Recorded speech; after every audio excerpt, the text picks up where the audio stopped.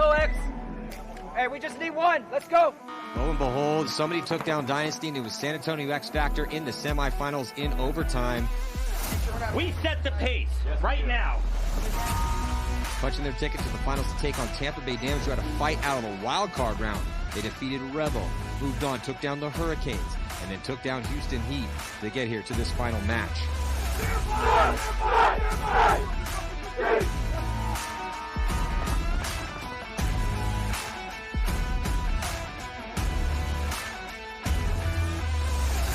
In a drama-filled finish, the final game came down to the final gunfight, and a new champion was crowned at the 2023 NXL Mid-Atlantic Major during a double overtime one-on-one battle. In the end, it was San Antonio X Factor versus Tampa Bay Damage to see who would walk away from Philly with the win and emerge as one of the favorites for the last half of the season. Though they met on the same stage for the last fight, they both had very different roads to the finals. That's how you overcome adversity. Hey, go! Let's go! Hey, that's how you overcome adversity. Tampa Bay Damage taking out Houston Heat and punching their tickets to the finals. Yet again, so many second place finishes for Tampa Bay Damage. They had one at the first event, they had one at World Cup, they did win Texas last year. I don't feel so bad about losing to them. Hey, my gun, come and get my gun. It's on. Yeah. Let's go, NYX. It's time. It's time.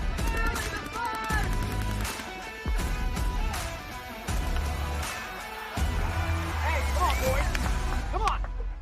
You guys lead. Daniel, come on, man. Hugs later. There we go. Let's go, X. Let's connect out there and fucking play smart baseball. High level communication. Let's go, boys. Let me get a little BKI. BKI. BKI.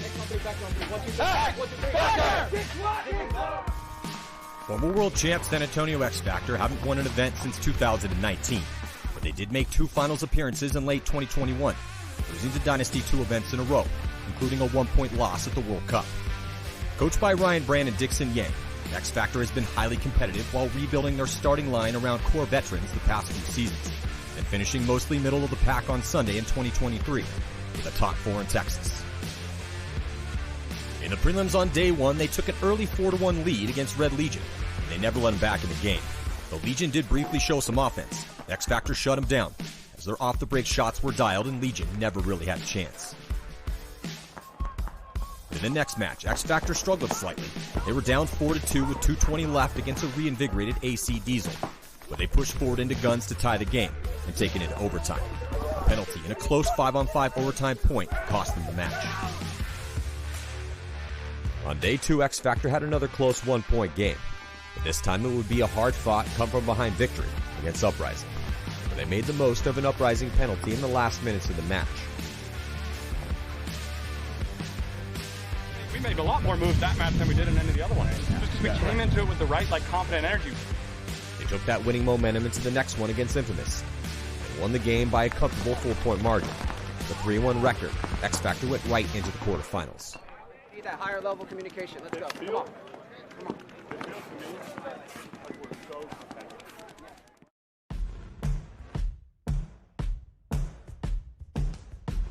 Tampa Bay Damage has met with recent frustration, losing in the wildcard round at Texas and taking 10th. For a team of their caliber and historic success, this is nothing but failure. After all, their 2 second-place finishes to end last season and start this one with a win a year ago has proven that Damage is still part of the game's elite, and Damage wanted redemption for the recent stumbles. Yeah, so we came out against the Brooklyn Bears. That's obviously our first match of the Mid-Atlantic Open, but normally we're off to a slow start, so that was big for us to come out and get a bunch of points quick. And then we kind of controlled the game from there. Made some mistakes, but looking forward, we know what we need to do going forward.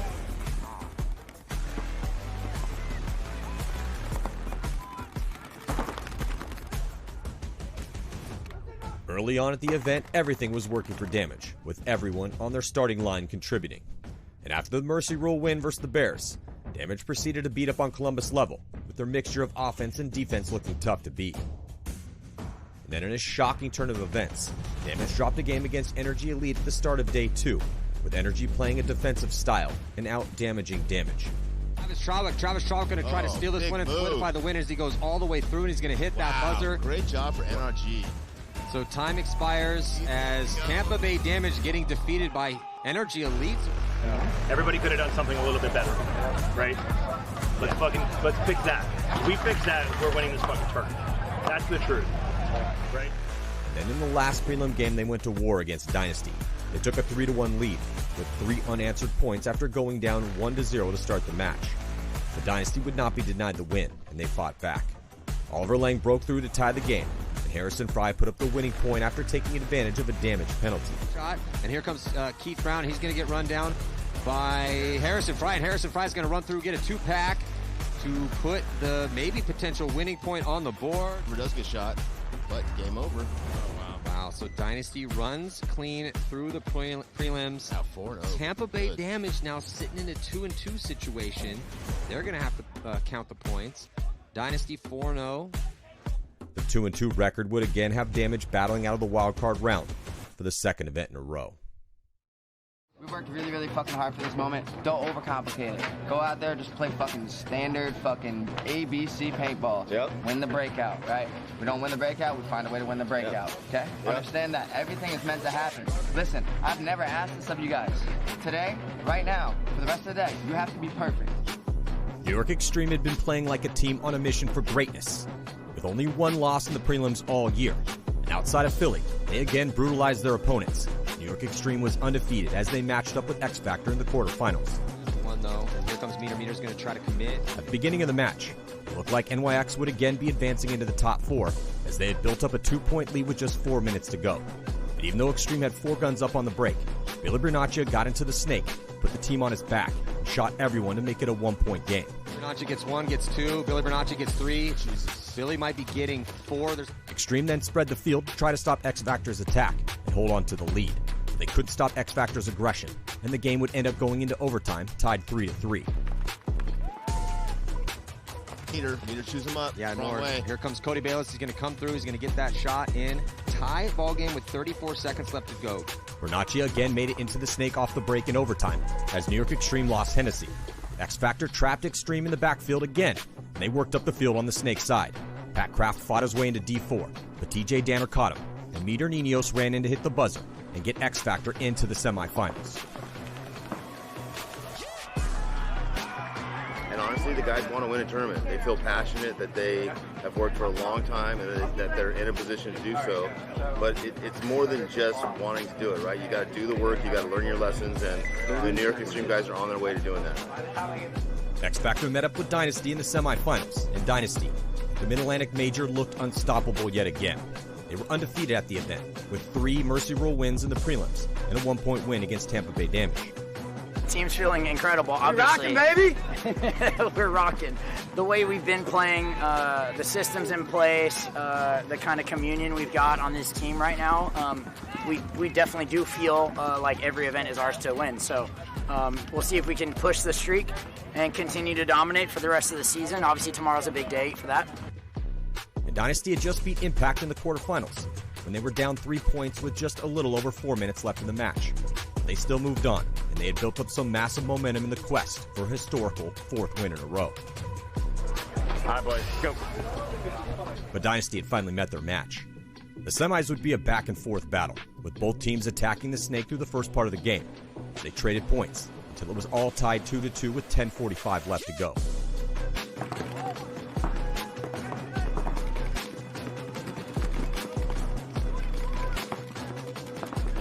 X Factor was able to win gunfights in a 3-on-3 after a long point to take the lead. Dynasty then answered, and the game would go into overtime. Mikey Arena, again, just a bully over here on the stake side for San Diego Dynasty, and they're going to tie this one up. In overtime, X Factor risked Bernaccia to the snake. The Dynasty had the lane dialed, and they went up the body. Then Montemayor was shot moving up. Overtime point went kill for kill until TJ Danner dropped the hammer on Chris Shear, and LJ Parrish combined with Meter Niños to get the last kill on Greenspan, propelling X Factor into the finals.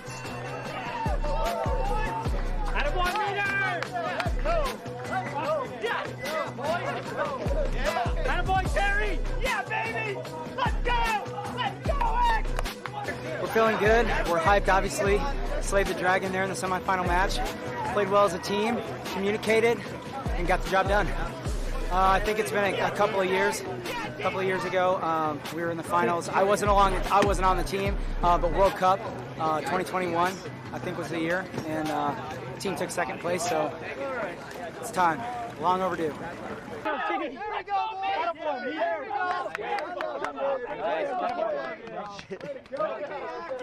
Hey, that was a hell of a shot, CJ. Fuck yeah. Here we go, boys. Yeah, baby. Here we go. We're not invincible. We can have a lot of fun. We got to come out swinging next event. Yeah. On to the next one.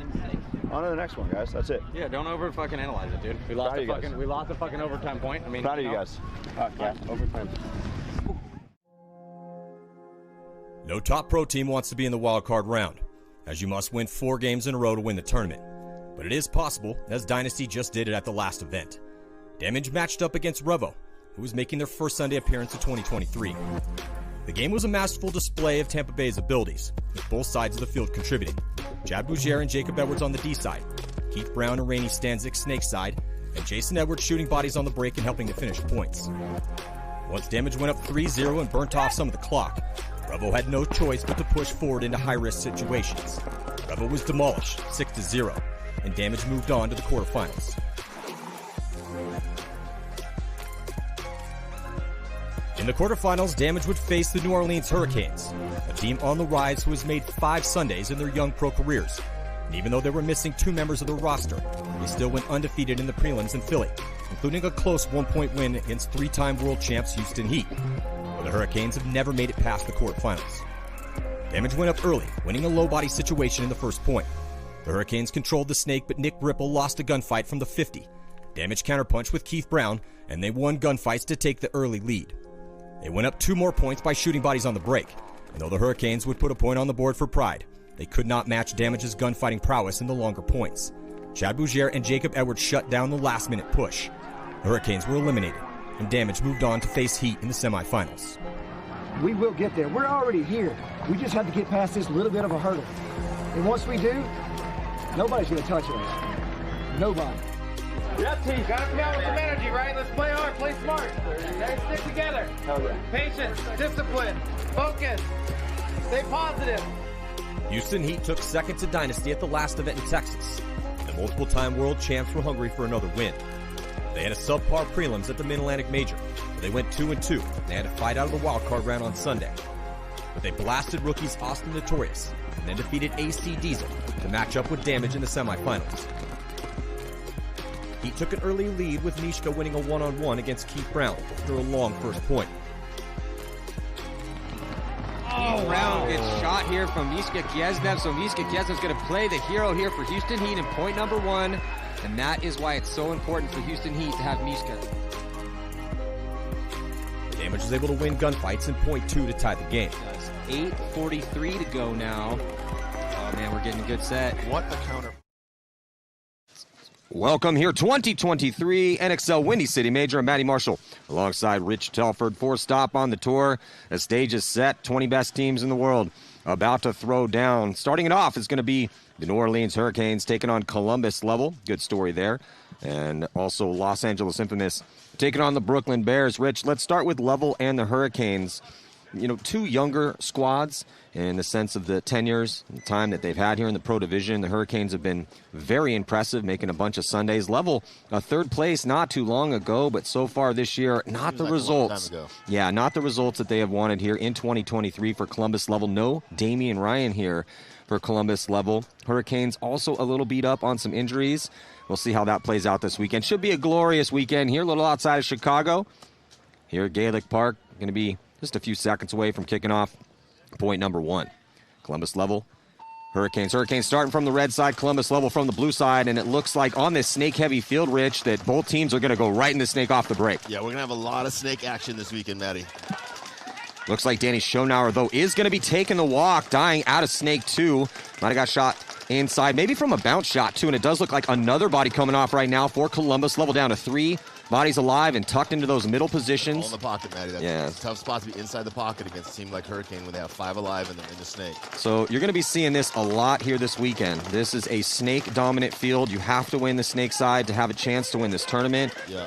And it's going to be bloody knuckles trench fight over here on the snake side. The big discussion yesterday, Matty, with the guys practicing and the guys walking the field is this a 2-1-2 field or is this a 3-1-1 field? And that's kind of what's going to be determined halfway through Friday, right? I think most of the teams have figured out that it's a 3-1-1, but a few teams are going to run that 2-1-2, try to put a guy up the middle or an extra guy on the Dorito side. And if so, they're going to get dominated snake side because they're going to be a guy down. Well, Nick Ripple is all the way on to level side of the field and trying to find a way to pinch out these last couple bodies. They shot the body at the wedge, so now just 2 players left alive for Columbus. Level back center and the box. And box tries to fill out into the Logan Logistics can. That's going to be a very crucial bunker. Not able to make it out there. He got diced up, and that's a pretty, I wouldn't say the easiest point we're going to see out here this weekend, but that was a pretty nice, simple point. Shoot those 2 bodies early. I was going to say, if you shoot 2 bodies early, you have those 3 guys trapped in the pocket. That's the double, right? Like, not only you shoot the outside guys, you trap the inside guys. It gets almost impossible to win that point if you're the team losing bodies and trapped in the middle. So now Infamous and the Bears going to be coming out to play their first point. Bears will be in the white jersey starting from the blue side. Infamous, those Skeleton Crew jerseys, the bright green and the black. Now, Rich, the one question I just, talking to a lot of people doing my homework about how this field was playing. You're still doing homework? Got to. Jesus. Got to. When I got out of college, no more homework than this kid.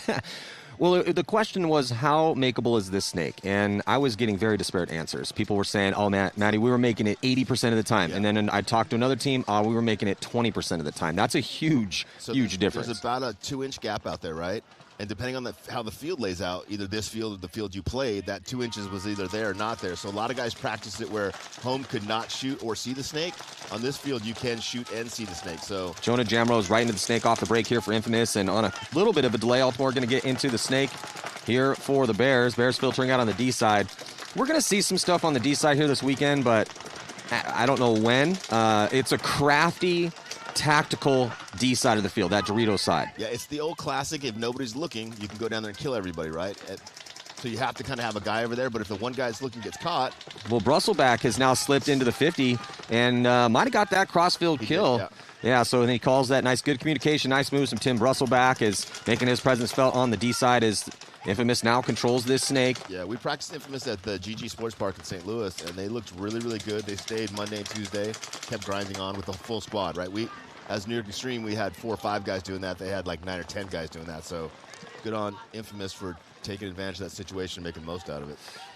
So Jonah now here at the 50-yard line. Yeah, on your screen in the snake, really Jonah Jamrose. Ooh, almost got the drop in on D2 for the Bears. Oh, ooh, man. Jonah getting clipped out though. Corner's so important, Matty. Yeah, the battle that's going to be going down from the back corner bunker with this snake. Double retreat. It's just, this is the type of play. I couldn't see who that was. We got a little bit of a glare here. Scotty Graham dives in here for the Bears, but whoever this was in the back corner bunker really helped out the Bears' cause here. They shot Jonah Jamrose. That was the thorn. Now they're trying to work cross-field from that snake 2 position on Brusselback. But Rich, if you're a great gunfighter, you're going to be just craving to play you can get that there. bunker. If you can get there, it's a great bunker. Yeah. The most important bunker on the field is the snake. The second most important bunker on the field is the snake corner, because that's the only guy that can kind of control the snake if you're not in it. Yeah, and at this event, it's not just going to be about your snake player. It's about the package, the group of players that you have on this side. What does your snake group look like? It's not just the guy that's getting in there. Actually, the more important guy is the guy who's stopping them from getting in there. Because if you get in there and there's nobody in there, it's game over. But if you get in there and there's somebody in there, it's a moot point. Yeah, I had a chance to talk to, we're going to see AC Diesel take the field a little bit later with arguably the best snake player in the world, Alex Goldman. And as there goes Tim Brusselback. Brusselback is going to launch and doesn't look, he might have got some miscommunication because I don't see anyone coming off here with Brusselback. So Brusselback running to his death. And then here comes Scotty Graham. He's going to hit the deck, crawl past the 50. Now for the Bears, turning the tables here because of that nice kill from that back corner bunker, that Logan Landry Logistics bunker, and it looks like we're going to see a concession as it was just Nate Schrader back there. So Graham pulled that out. That was a really good point for him. Yeah, I want to see who was in the back corner. That was Graham. He filled from the corner. Oh, was it? Yeah. Okay. That was the first snake guy got shot. Yeah, I saw that. Altamore, and then yes. When Jamrose got shot, then he filled. Yeah. So yeah, that is another thing we was hearing a decent amount was guys saying, Matty, we lost a decent amount of 5-on-3s out there. Yeah, we in practice, and that's going to happen. You want those things to happen in practice. So you can fix the mistakes, but with those big back corner bunkers and a back center that definitely can shoot some positions, we probably are going to see some low body magic out here, just like we saw to the Bears. So Bears up by 1. And the Hurricanes also up by 1 here in this split deck format. See if Columbus Level can pick it up. These teams will switch sides. The teams switch sides if a point is won. Occasionally there'll be a no point. You will stay on the same side that you started from until somebody scores another point. Matches are somewhere between 15 and 17 minutes. Sorry. Yeah, so 15 minutes in regulation. And looks like Danny is going to be getting another spin here. Did hear that their rookie Ian will be getting a lot of spins. With no Damian Ryan here this weekend for Columbus Level. But I did hear that Columbus Level was playing real good at practice last week, and particularly on Sunday. Well, they've shown us that they have all the tools that they need to win, right? They just have a hard time kind of putting those tools together sometime. Mm-hmm. So it's good to hear that they had a good practice. 20 seconds.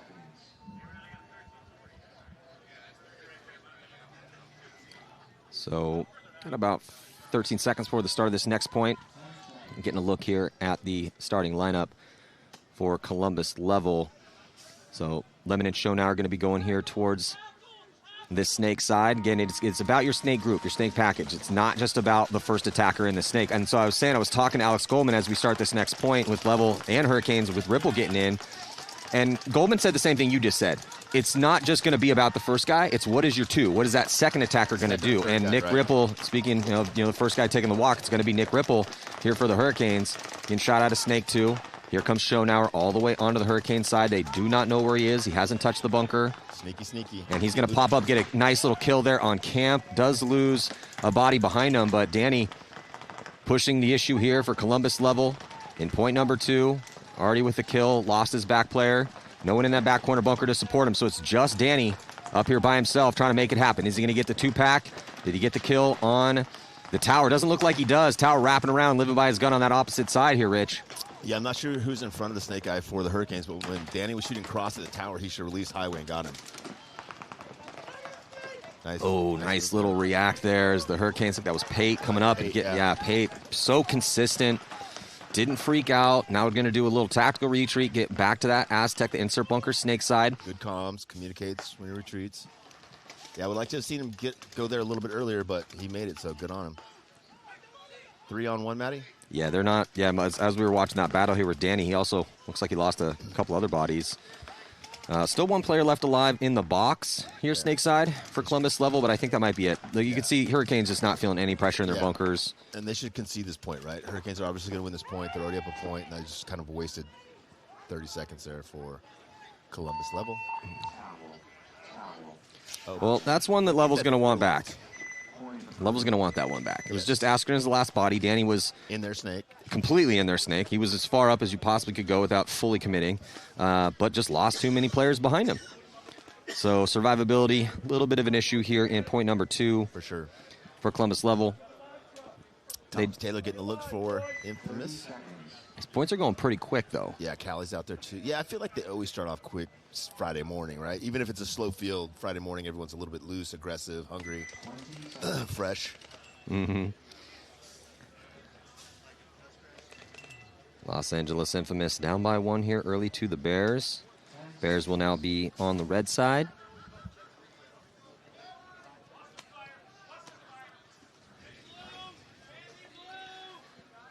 And on the breakout, our drone shot, our eye in the sky, and a huge bite on the D side for Infamous. And it looks like he's going to be taking the walk, so... 4-on-4, Matty. Yeah, 4-on-4. Both teams losing a body. Infamous not taking the snake on the break, which is kind of a new look. Almost all the teams out here are taking snake on the break. So they've kind of put themselves in a tough situation. They do have Snake Corner, and they do have Thomas Taylor in the insert bunker, but no one in the snake as of yet for Infamous. 4-on-4. Bears 2 snake side, 1 back center, 1 to Dorito, big Dorito. Yeah, a little better field position here for the Bears as Altamore in the snake, in snake 1.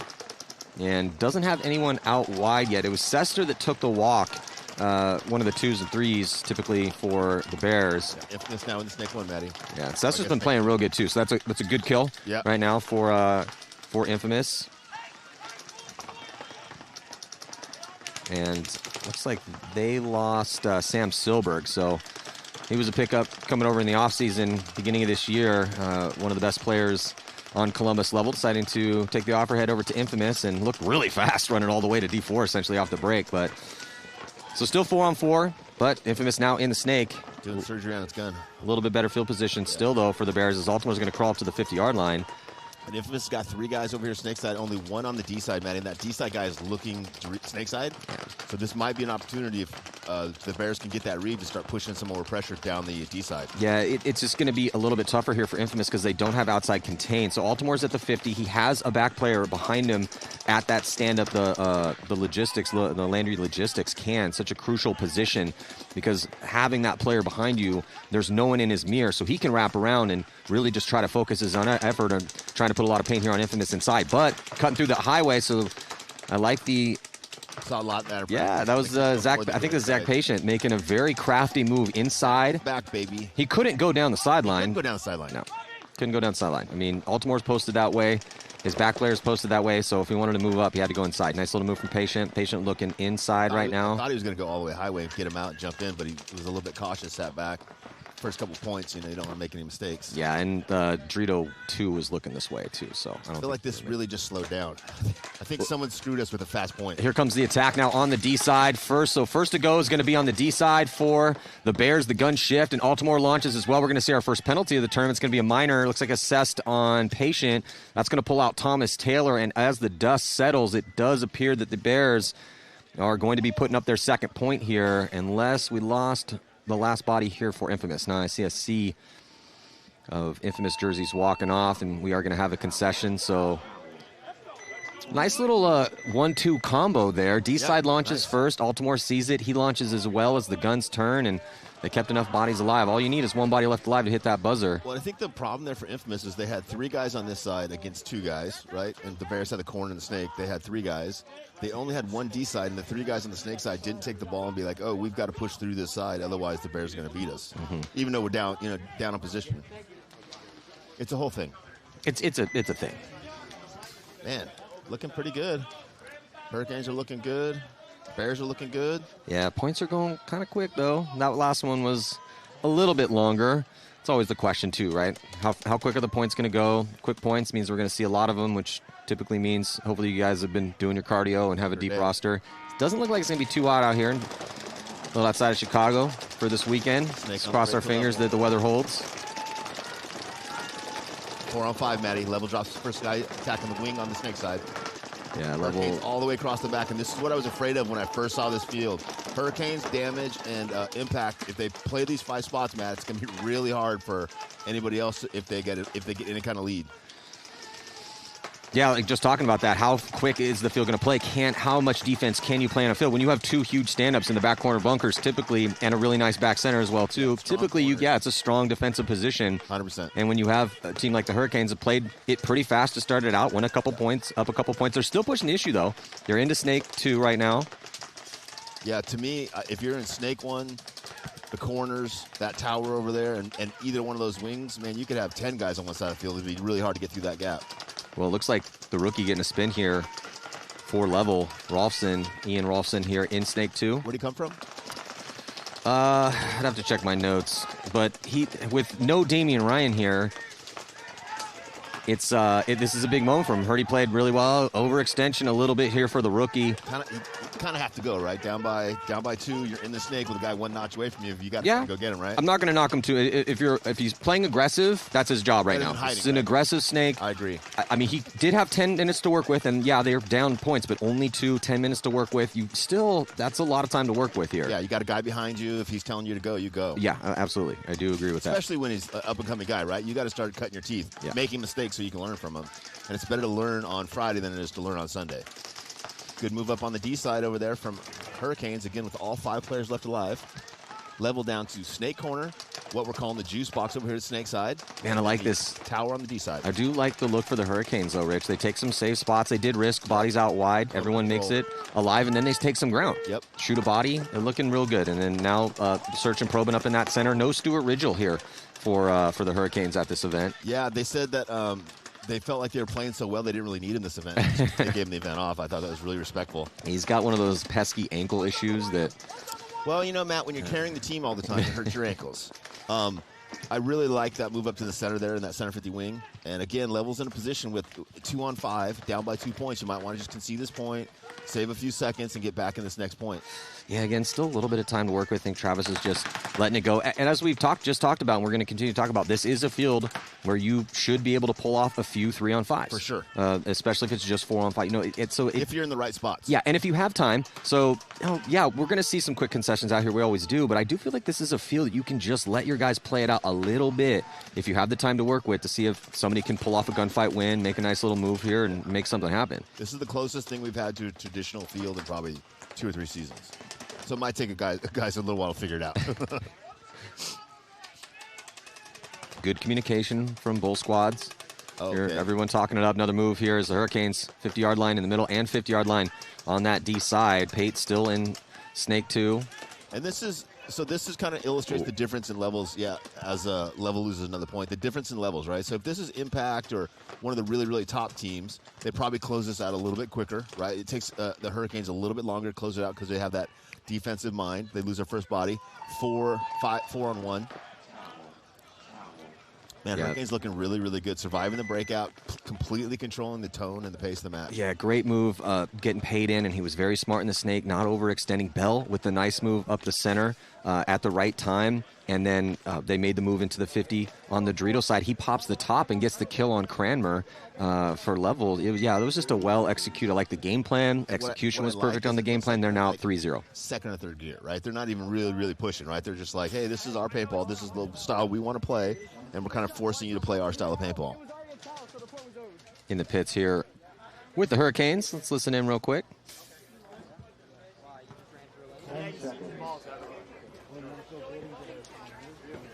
Yeah, it's so calm in the pits. There's Mike Bianca. Get ready. Well, it's also easy to be calm when you're up by 3, right? Yeah, totally. Let's hear that speech when you're down by 3. Both teams snake on the break, Maddie. 5 alive for both teams. Very similar breakouts. Yeah, doubling up that back center for the Bears. Bears up by 2, trying to create a kill from that back center. That back center does have a lot of good shots. Yeah, it does. It has good shots on the break, and then it has good shots on the D side after the break. But the key is taking the snake and getting that snake corner. If those two guys can get those spots and work together, it's really hard to dig them out of there. Jonah Jamro's as the twos, Matty. 5-on-3 advantage, Infamous. Yeah, they got a shot on one of those back players, and they're going to try to filter out who's the D side. Actually, Bears losing 2 bodies. Yeah, 3-on-5 here pretty quick, and a third one coming out of the snake. It is looking real solid here for Infamous to get on the board. And to me, the difference is Infamous has got 3 guns up here, snake side, and they're pushing forward on the snake side. Just won some gunfights here in this one. Infamous traditionally can get off to a little bit of a slow start. Yep. 4-on-1. Jonah's about to get the last 2 kills. Gets the first, gets the second. Ooh, the guy traded with Jonah. Jonah did not like that. He's like, "You gonna see a penalty?" Bro. Like, nah, Jonah, you just kind of. You guys handled that point very nicely. Exactly how Matt and I would have done it. Exactly. I mean, obviously we would have done it a little faster, but yeah, not so much. So Nate Schrader gonna get in there, get checked out by the ref here for Infamous. Thumbs up from the ref means the point is good. And there's Schrader jogging off. Good to see Nate back. He's been struggling through shoulder injuries for years. I know you have a lot of juice in the industry. Do you think we could outlaw the little head bun thing, the little ball on the top of the head thing? Look, I'm bald, so I'm not going to be saying anything. You still have your hair. You should. I can't. You should lead the charge. I like Nate's hair. It's like they're a little bragging jealous that they have more hair than you. I'm a little jealous. I like his hair because he has hair. I don't. You still have your hair. So if you would like to do, you got some juice too. I don't have the juice you got. You can do that. If I had the juice, there'd be no man buns out there. I'll tell you that right now. Or if you got shot in it. You used to have long hair. 5-for-1. Yeah, not on the top of my head, a little ball. I don't know. There might be some pictures around. I hope not. This is Travis Szymanski with his boys. He didn't dive. He ran and dove to it, but the other time he crawled. Okay.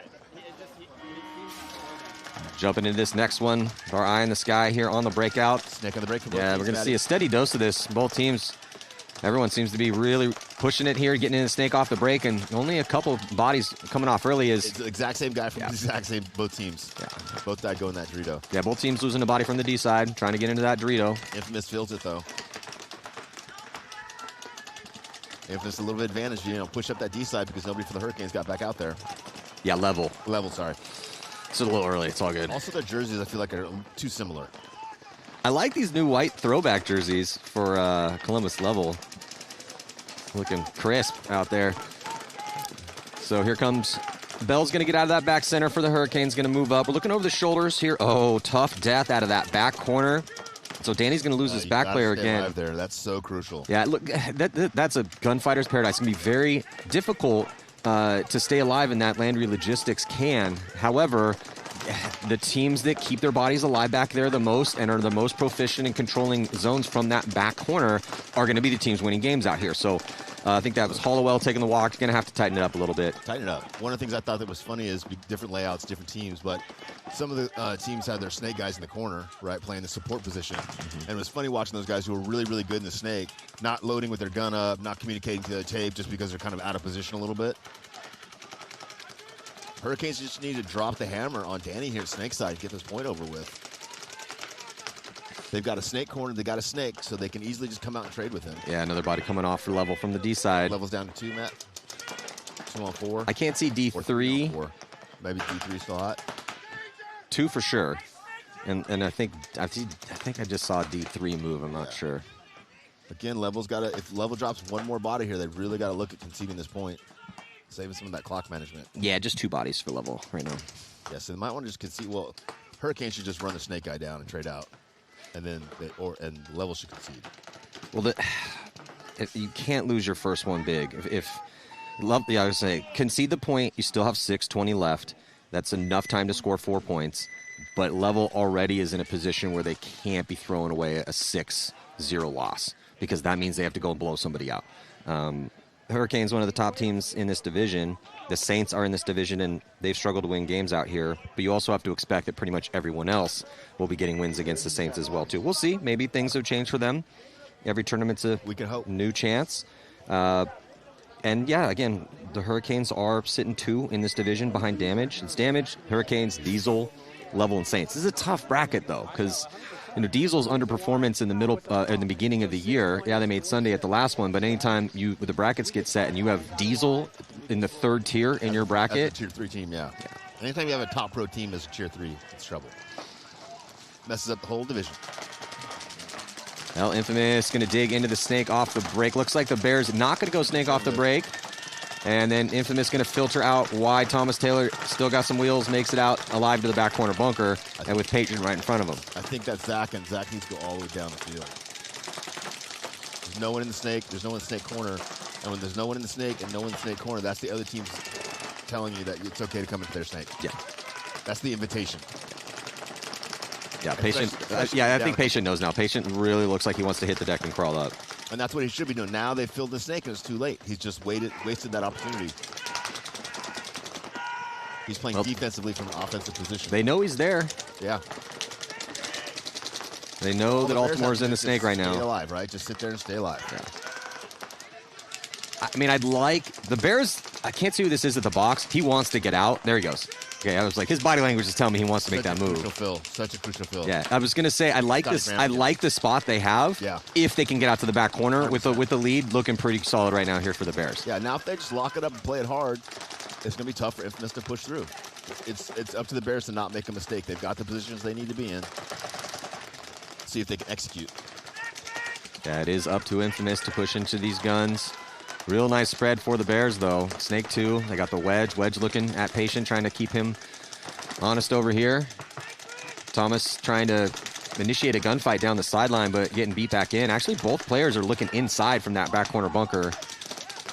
Yeah, both they just prioritizing staying alive, right? Yeah. I mean, you're going to be in a gunfight all game long in that back corner bunker. Everyone can shoot at you. A lot of Matt. 3 here, 3 over there in kind of these similar positions, with a few different changes. And whichever team can first shoot out that wing, then shoot out that corner, they're going to leave that snake guy vulnerable, and that's going to be the match. Infamous moving from the tower on the D side into D1 over there. Looking inside. Altimore shooting tape down the tape. You got Callie. And, ooh, they got the kill. That's a bad death for Altimore. You have a lead. No reason to waste your body right there. No one coming off. And Altimore knows it, too. He doesn't really have a lot of those. Coming off shaking his head. Yeah, and here goes Infamous pushing down D side now. Still 4 on 5. But Infamous is now all the way in the 50. They shoot out that's a great kill from that 50-yard line. 3 on 5 now. Advantage Infamous as they take the 50 snake. Zach Patience now on their Bears side of the field. Thomas Taylor's behind him, telling Zach to go to work, go to work. There's 2 in the back for the Bears, 1 in the Doritos, so 3-on-5 advantage here for Infamous. This is a crucial close for Infamous to try to tie this game up. Time starting to tick off the clock. 5:35 left to go. Real good communication back and forth. Callie Rudolph, always good at the communication. He's going to actually get out and go with Thomas. Okay, Thomas needs some bullets. So Callie's going to give him a pod. Thomas can now shoot his gun again. Callie's always got a solid 13, 14 pods on his back, so he's a good depot out there. He is definitely a good ammo depot. He always comes prepared and loaded up with clips? Yeah, tons of clips. Body coming off in that back corner bunker. Looking good here for Infamous. And there goes Thomas on the close. And that is going to do it. So Thomas coming from the snake side to close. I think that was Sam Silberg who started it off on that D side. Gets into that 50-yard line, gets the crucial kill inside. It did start, though. The House of Cards started falling with the bad death from Baltimore and the snake. Yep, for sure. So, again, that snake is just so crucial. If you lose the snake battle, somebody's going to have to be a hero for you to win that point. Well, and it's super important to understand where you're at in the match so you understand how to play, right? Like, if you're down by points, you play a certain way. If you're up by points, you play a certain way. And he obviously wasn't playing as if he was up by 2 points with the most important bunker on the field. It was started off 2 unanswered for the Bears, now 2 unanswered for Infamous to tie this game up. Different story in this Hurricanes-Columbus level match. And with what anytime you play Hurricanes are a tough match now. It doesn't matter who you are. One of the best teams in the world. It doesn't matter. It's going to be a tough match. But I did think how well that Level was playing last weekend at practice against some really top-level teams. Thought we were going to see a good showdown. They still have 3 games to work with, and they still have time left in this one. You cannot lose this game big. Let's just say what it is. They cannot win a match without Damian Ryan. 4-on-5 advantage here for Level, shooting out the... well, they did take 3rd without him, but that was just a year ago. Yeah. I'm just joshing. 4-on-5 advantage here for Level. This is the moment right here for Level, Rich. They got a body here in the snake, body at the wedge, and now filtering out back corner bunker at the Landry Logistics bunker. Well, one of our new sponsors here. Shout out to Landry Logistics. Sorry, Matt. This is a great point, too, because the Hurricanes are going to illustrate whether or not you can play the pocket on this field successfully, right? They only tried 1 guy outside. He got shot. They decided not to go. Now Level's in their snake and can shoot 4 guys if he knows what to do. Well, Danny had a free kill from that spot on the can. Ooh, and Bell, uncharacteristic death out of a back spot for Bell. Oh, just Danny's going to make a pay right now. There's 1 for Danny. There's 2 for Danny. Danny with a nice little move here. Getting on the board has given away money from Pate Smith Law.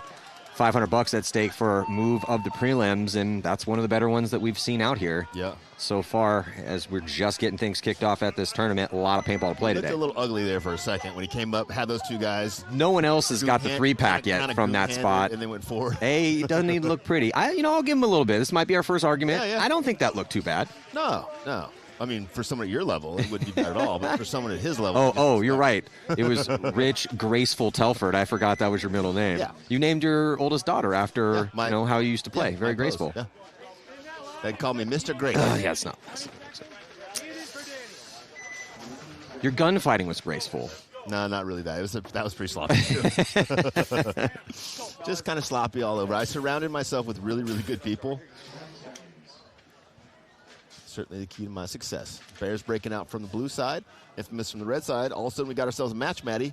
We do. At 2-0, it didn't look like we were going to have a match, but at 2-2, looks like we got a real good match. Yeah, Infamous making this one interesting here. See if they can keep it going. They do have the momentum as we are under 5 minutes to go. Our eye in the sky shot is looking like getting checked out. That back corner bunker for the Bears. Bears on the blue side right now. Infamous on the red side. Yeah, a lot of guys are going to that big Dorito on the break and losing their first guy attacking over there.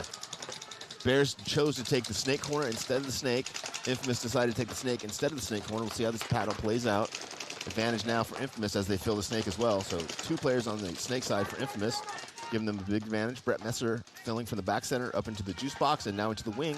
So 3 players now snake side for Infamous as the Bears Baltimore gets into snake. So 2-on-3 advantage over here for Infamous. Yeah, and Infamous slightly better field position here in the snake with Jonah.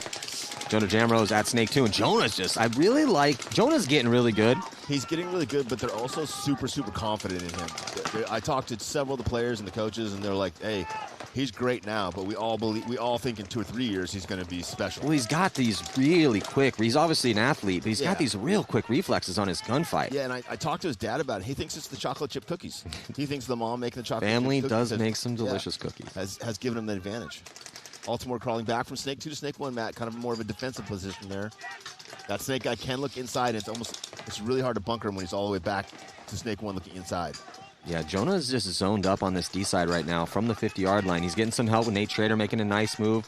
Actually, a double pack of players over there on the D side moving up as Brusselback's going to go to the 50 untouched. And Sester taking the walk here. Tough death for Sester is starting to get pinched out. Yeah. But that's just Infamous is beating him to the punch on the offense. I think the big thing here, Matty, is that the Bears shifted to a defensive posture, and once they stopped attacking the snake, they stopped losing points, and they haven't gone back to that posture yet. Well, and then when they had Altimore in the snake, he died out of that spot. So he was playing defensively when he died. Yeah, I don't disagree with you, and I like that they put him in there, but they're we went up a couple points. Let's lock up the zones. We got this, boys. It's like 5 alive to their spots. I don't know if the field can be played that way. Maybe not. We'll see. You never know until we start shooting the paintballs at each other. But just from what we've heard this weekend, or last weekend coming from the practices, that, you can play a little bit of defense on this field, but not if the other team's playing really well in the offense. And that's what we're seeing out of Infamous, man. They look real good across the board. 3 unanswered for them right now. The D side, they have multiple bodies. Schrader's playing well. Brusselback's playing well. Silberg's playing well. They're snake guys. They have multiple bodies in the snake. Patience playing well. Jonah, they're winning the snake battle. Yeah, other than if we just throw away those first couple points, and again, Infamous likes to get off a slow start, these last 3 have been very good. Well, I think the slow start was more because the Bears were attacking the snake. Now they're not attacking the snake, and Infamous is, and I think that's a big pendulum swing. Well, the Bears are going to have to go back to some offense here as they're now down by 1.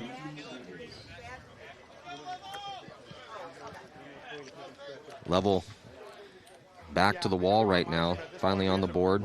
Stop a shutout in the bleeding, but going to have to keep it up. Down by 3. Level here on your screen from the red side. And from the blue side, going to the snake off the break. The Hurricanes, looks like Ripple might have caught a bouncer. Referee going to get in there, check him out. Nope, actually it broke. So he's going to be taking the walk. Looks like... Not seen a lot of guys get shotgun snake on the break now. Yeah, Level also might have caught a bouncer. They ended up losing a body, but from the D side. So 4 on 4. 4 on 4 for Level. Yeah, a little bit better field. It's better field position in the snake for Level with the body alive, but Camp for the Hurricanes is inside at that wedge. Tough thing is, though, with no one out wide for the Hurricanes and no one in the snake, that no one can see where he's crawling right now. As long as he doesn't touch any of those bunkers, he can get all the way down to their side untouched.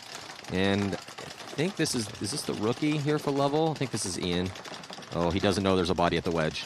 He's about to. Camp just checked off on the other side, though. If Camp was posted this way, he would have got a free kill. Okay, now he's posted this way. I think Camp's just getting as tight as he can. If he just goes into that little wing, he's got the back shot on him. Yeah, Ian came up for just a second, and I thought that... I don't know if actually... Maybe Camp... did he see him? Okay. Yeah, he just tucked in. So Camp's going to push up into the mini wall. He has to risk his body in order to get that kill, but that guy had to die. He had to shoot Ian. That was a nice move from Camp. Yeah, it was great. Hurricanes now 3 across the back. We call that the 2-3-4. That's the tower on the rear side, the back center, the juice box on the snake side. If you were to list the bunkers 1 through 5. Oh, bad death over there for Level, attack on the D side. 2 on 3 advantage now for the Hurricanes. I'm sorry, 2 on 3 advantage. Oh, Level's back in their snake again, though. Level's doing really good. He saw the fill. Hollowell saw that fill out wide and took cover at the perfect moment, but now he's going to get run down, so that was a great job by Pate. Nice fill out for Pate. Pate saw Hollowell crawl up, and you see Hollowell's frustrated. He's shaking his head thinking, oh, man. That's a tough one. But also, everyone else died around Hollowell, so unless he shot everybody, because there were still 3 more guys that he needed to kill. Hurricanes are looking good, Rich. Hurricanes are looking really, really good. When you look at their game plans, Mike does such a good job with that squad, right? But their execution of those game plans, one of the reasons they're getting to be a scary team is, like, what did Camp and Pate just do, right? They're in a tough spot. The other team has the snake, and they have to find a way to deal with that and get creative and utilize that, high-level timing that they've really developed. So You know, they are really developing really nicely, and it's not going to surprise anybody to see the Hurricanes on Sunday. Yet again, the question, if that is the case, though, is that are they ready to actually go deep? You know, are they ready to make it to a semis, to make it to a finals, to maybe win the tournament? And they're probably wondering that right now too. Yeah. I'm sure they're like, yeah, we're definitely ready. But until you actually do that, we don't know if it's possible. Again, Infamous on the snake. Again, Bears not going to the snake, choosing to hold up, work their way in. Baltimore's now in the snake. Bears attacking on the D side. They get to the 50 brick over there. Infamous loses their first attacker that side. Yeah, you can see what we were just talking about. Left-handed, right-handed, it doesn't matter for Jonah. He's really good at controlling these zones down the sideline. And then Baltimore, it looks like he's getting chased by the ref. He might have caught one. Referee checking that inside and trying to pull him out. Baltimore does not want to come out. It's going to get a minor for that. Baltimore not happy about that. It's going to make Jonah's life real easy over here. Barrett's going to push up. Yeah, if they communicate to Jonah what happened, he should just go down the field and win this point. It's tough to lose bodies out here, too, with all the big bunkers like we always talk about in the middle. Unless you see him coming off the field, you're not really sure.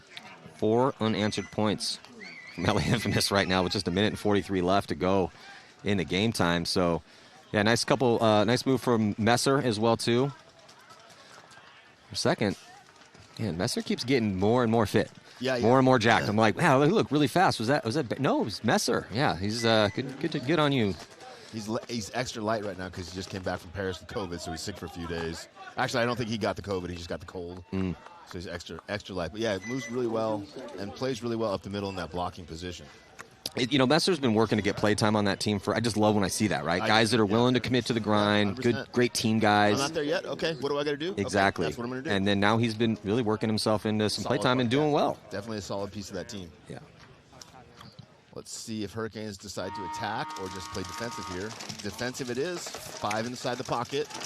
They shoot 1 out. Danny takes the walk. Level all the way to the Dorito 50 on the break. 5-on-4 advantage for the Hurricanes as they take the 50 snake. Hurricanes lose their first player out of this Dorito corner. Levels now onto the Hurricane side of the field over there in the Doritos mat. They get another kill. 3-on-4 advantage for Level as they push through. Level loses another player. So 3-on-3. Oh, Paket shot. Yeah, that guy in the Doritos wrecking house. Yeah, the D side here answering for Columbus. Level just throws a hand grenade, comes through, and at least 3 bodies walk off on that move. That's definitely on the list of best moves we've seen out here so far in the prelims. 1 on nobody. Looks like Level's going to get another point. That was a little bit of a bloodbath there. Level went all the way into Hurricane side of the field, got in their Doritos, shot 3 guys. Yeah, nice way to stay alive and win that last one for Hollowell. But who was it on the D side? We got this big glare here this morning. I think that might have been Politi. Yeah, that was Politi. Good job, Politi. I mean, he was with the swiftness all the way down, just saw the move and made it, and 3 bodies. I didn't know if he shot all 3 of them or pushed them into the guns, but still, it was Politi on that D side that really helped Level. He got the key kill on the Dorito corner, which allowed him to go from the 50 brick into Hurricane side of the field and get those other 2. He got at least 3 kills. Well, we were talking about how snake dominant this field is, but everyone that I was talking to yesterday and as leading up to this event, one of the things we also, on a very snake-heavy field with so much attention and bodies being put that way, you're going to be having big heroic moments for some intelligent, aggressive D-side attackers like we just saw to Justin Politi, and that also is going to be a big story here at this tournament. Who are going to be those guys at the right moments? But when you look at the top teams right now, which we'll see this afternoon, but say the way Chris Shear's been playing, he could be really huge for Dynasty. And the impact gets Dalton Vanderbilt back.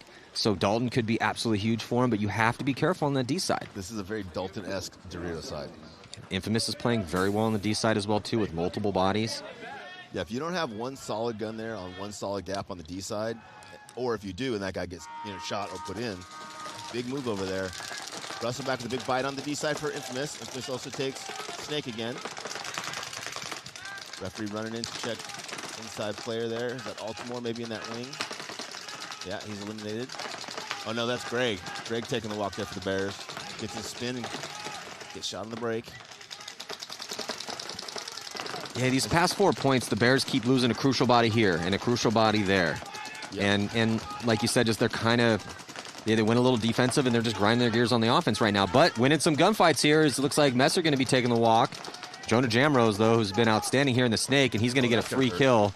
Hey, that's just a tough one. Hey, I thought he was going to get him, and I was like, wow, that's such a good move because he just shot 2 guys. But they need 2 points, and they need 2 points in a minute. So I cannot blame that player at all for trying to make that aggressive move. He just didn't know Jonah was at that part of the snake. I think it's 3-on-2 advantage, Infamous, Matty.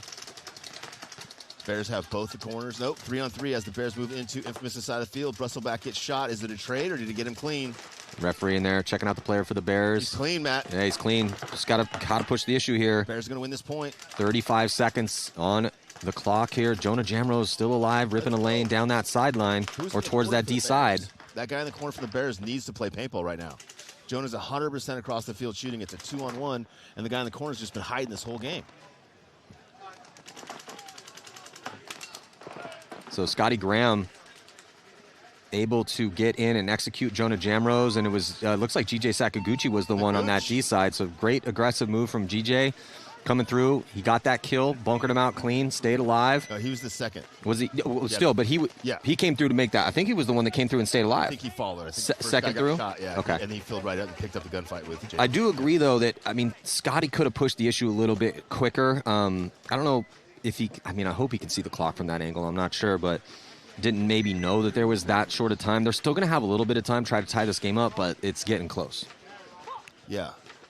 Still, they able to keep it with a 1-point match right now. That's not a bad loss. If you're going to lose, you want to lose by 1.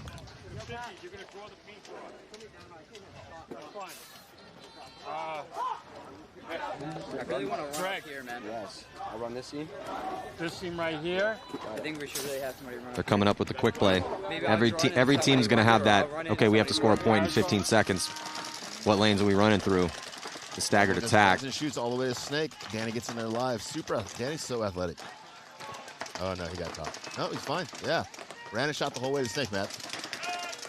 Love to see it. Made it in clean. Might have caught a bouncer. Nick Ripple with the inside and out run to get into the Snake. But with this pretty sizable lead with just 2 minutes left to go, the Hurricanes still pushing the issue a bit, though. Ripple going to get to the 50-yard line as Level going to go up to the Goose Island, one of our new sponsors. Big shout out to Goose Island. They make a delicious IPA, and I'm not just saying that because they're a sponsor. I do like that beer. Yeah, and just so you know, part of the deal is Matt has to drink IPA from the very first match to the last match. I wish that was the case, but I don't have any Frosty Goose Island right now. Let's get that in the contract, for God's sake. Nick Ripple is making his presence known here as he got that kill inside. Still a couple bodies that he needs to work with 1 minute and 26 seconds left, trying to put up another point. It's still a lot to a little on the scoreboard here, considering the time. Ripple's going to get eaten up. 3-on-1. Hurricanes allowing the player to get to the corner. Yeah, just one body left alive, back corner bunker here with Askren, and he's going to get taken out. Nothing he could do there. And smart, they didn't concede the point. Yeah, Hurricanes are smart now, not even hitting that clock, just letting it burn out. I'm wondering if the Hurricanes are going to let this go down and be nice here with the margin. He's asking, should I hit this? Are we going to let the time expire? Are we good? I mean, they're obviously good as far as the win. Looks like okay. Towel now going to be thrown. Why towel it right then? I think Level lets that go. Why towel it? It's not practice. If they're being nice and letting you just sit there and take the 4-point loss, because now they have to go play another minute and 14, could be a 5-point loss. Yeah, that's the thing. It's a risk. And again, if you're just watching the sport, thank you guys for tuning in. And at the game of paintball, you have 4 games in the prelims to work with. Point spread is crucial to whether or not only half the teams move on to Sunday. And if you're in that bottom tier of the 10, you have to play in a wild card round, which means you have to win 4 games to win the tournament. Now, it's already been done twice this year, past 2 events, so it's definitely possible. It's just it's more difficult. But that's the spread that we're talking about here, and how Level. Oh, timeout maybe called. Jonah Jamrose hitting the afterburners, try to get there. It looks like they're not going to call the timeout. Nope, Jonah made it in. Youth. Yeah, the longer the event goes, the harder the event gets, right? Because you play your softest team first, and then every team you play after that is a higher-ranked team. So it just gets harder and harder. So if you go out and lose your first point match by 6, 5, 4, whatever, you're like, oh, this is going to be a tough weekend, boys. Well, the Bears dying on their swords here to try to tie it up, but they were not able to get much forward progression, as just only had about 10 seconds to work with. So final score, just a 1-point match here. But that was a good game from Infamous, really man. They looked really good. I mean, that's one of those on paper, if you go back and be like, oh, close game. But when they got on that big run, they were down 2-0 to start it out. Went on a big run, took a decent lead, and then gave up another one. But still, just a good look for Infamous. And what's good about them is that they have a deep roster. Everyone's playing well. Yep. And they're illustrating that they understand how to play this field. Yeah, I mean, they played that D side real nice. Everyone knows the snake's important, and the snake side is not that complicated. But that D side, a little bit more treacherous over there, but they were relentless on that D side. So good job for the skeleton crew here on your screen. Looking pretty sharp so far at the Windy City Major. Still a lot of paintball to play, though, but... Nope, it's done. Infamous is winning. Hurricanes jogging off the field. I don't know if they're putting another line in or maybe calling a time up or just checking with Mike. Well, it's good for Infamous as they have Heat, Aftermath, Bears, and Legion. So they play this one against the Bears, and enough went wrong that they're going to have some stuff to fix. There's some things to talk about. Perfect match, right? Yeah. So, but also, solidify the win and also get some of that mental momentum with having guys play as well as they did when they went on that, run. So definitely going to be interesting when Infamous, ranked second in that bracket, matches up with Houston Heat. Jonah's definitely playing good for Infamous right now. This could be the bracket of death because depending on how good with Legion in the bottom tier, I mean, they have four of the best players in the world on that squad. In the third tier. Yeah, I mean, they have drastically underperformed this year to be all the way down. Nobody wants to draw them, though, as a tier 4 team for sure. Yeah, I mean, they're 17th place. We haven't seen that in forever.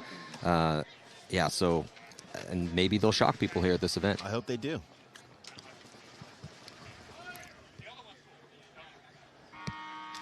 I feel like right now the Hurricanes are making themselves win from the pocket and not going to the snake, just to make sure that they can do that. If that's the case, that's a really good heads-up call for Mike. If you lose their first attacker, snake side. Ooh, throwing a bowling ball up the center of the field. Is that Ridgel? Oh, Ridgel getting a spin on the ankle. Hey, wow, okay, there you go, Stu. But Hollowell trying to make something happen from the snake side. He gets diced up. Bendo break moment here for the Hurricanes. What I would have said to him is just go all the way to the corner because they didn't pick him up until he started dancing around in their snake 3. Use that speed, get to their corner, make something happen, Captain. Level down to just one player left alive, Matty, that over on the D side. He really needs to stay alive for this next 5 seconds.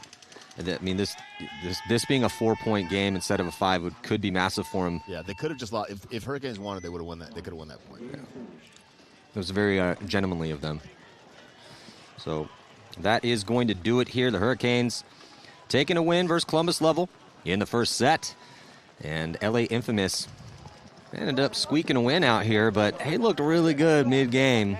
Can't wait to see how they match up potentially in the bracket of death with Heat, Infamous, Aftermath, Bears, and Red Legion all the way down in that tier 5. There's Mike Bianca. Yeah, did get a little sloppy at the end. He's not lying. So that's going to do it here. Next up, AC Diesel taking on the Saints and Aftermath taking on Legion. That could be a close match. We'll see what Legion and Aftermath have here at this event. Diesel also looking for a big performance as well, too, warming up against the number 20th ranked team in the Pro Division. We're here at the 2023 NXL Windy City Major. I'm Matty Marshall with Rich Telford here on Go Sports. We'll be back.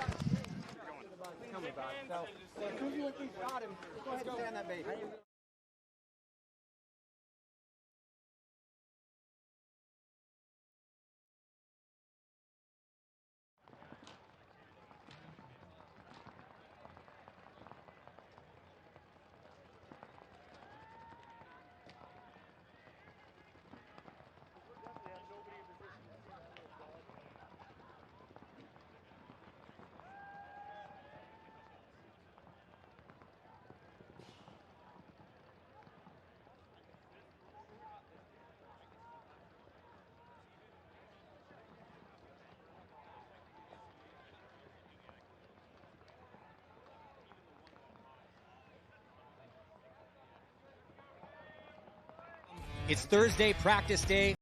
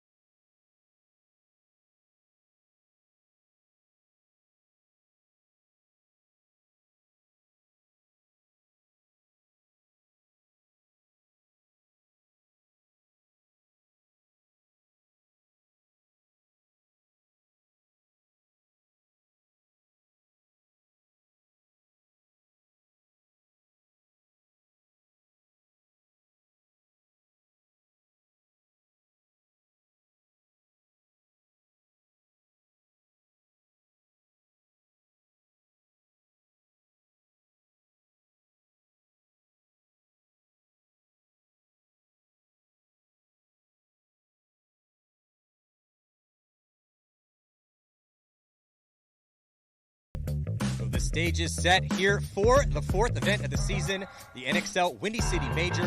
Top teams are ready to go. This is going to be a bloodbath field. Can't wait to see it. Make sure you check it out.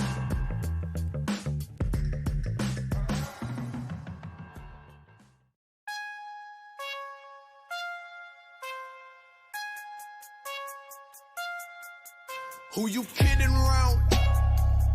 Out there hating still can't bring me down. Matter of fact, look how I'm living now. Can't give you figures, it's a big amount. Spanish woman with me sipping crown. I'm just here to have a look around. Get to work, I'm here to lift some pounds. I'm on another wave, a different sound. I need to know everything, who and the what and the where, I need everything.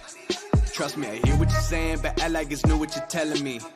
I'm curious, George, I hop in the Porsche, 5 and a horse, I'm ready for war, I'm coming for throats, to turn to a ghost, I need to know everything. Now you be surprised at the info you get is by letting them talk, so I'm letting them talk. Gotta keep quiet, maneuver in silence to let them in, chalk up their body, another one body, that's just how it go. I got some secrets, I'm shaking the game so they stay on their toes. Stay in your lane, how to stay on the go. I can play with the pros and act like a rookie, so they overlook me. They not double up again, none of their nose, none of them cold. They just got lucky but never adapted, so I'm to the one if it's coming to blows. My enemies cutting it close, I let them think that they got me, but what do you know? I had them beat before we ever spoke, I'm ready for smoke. I need to know everything, who and the what and the where, I need everything. Trust me, I hear what you're saying, but act like it's new what you're telling me. I'm curious, George, I hop in the Porsche, 5 and a horse, I'm ready for war, I'm coming for throats, to turn to a ghost, I need to know everything. Now they ain't go harder than me, they need a blade in a sheath, a shank in a piece, a crate full of heat, an army, a fleet, a tank in a jeep, a navy at sea, with ace a marine, an ace up their sleeve, a team of marines, a freak on a leash, a beast with an appetite, razor for teeth, and still they will lay at my feet. Boy, you got the wrong one. I gotta look over all of my publishing statements for Q1 as soon as the song's done. I gotta call up my mama and tell her I made it as soon as my log's done. I gotta read all my trade publications and sip my tea till it is all done. I think it's all fun. I need everything, I need all of everything, yeah.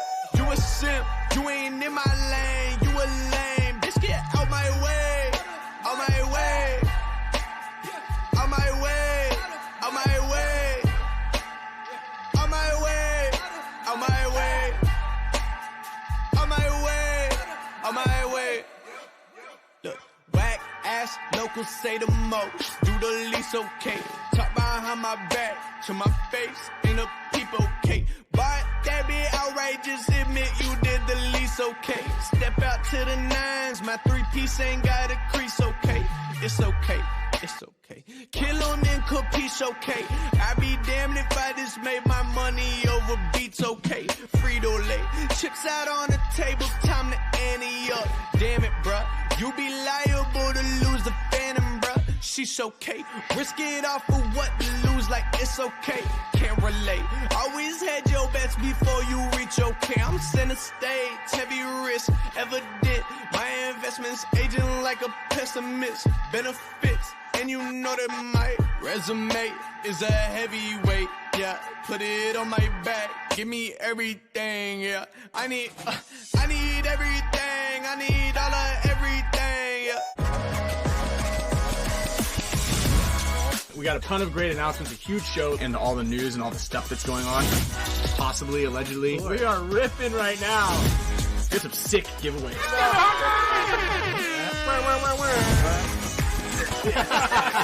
Amazing, everybody.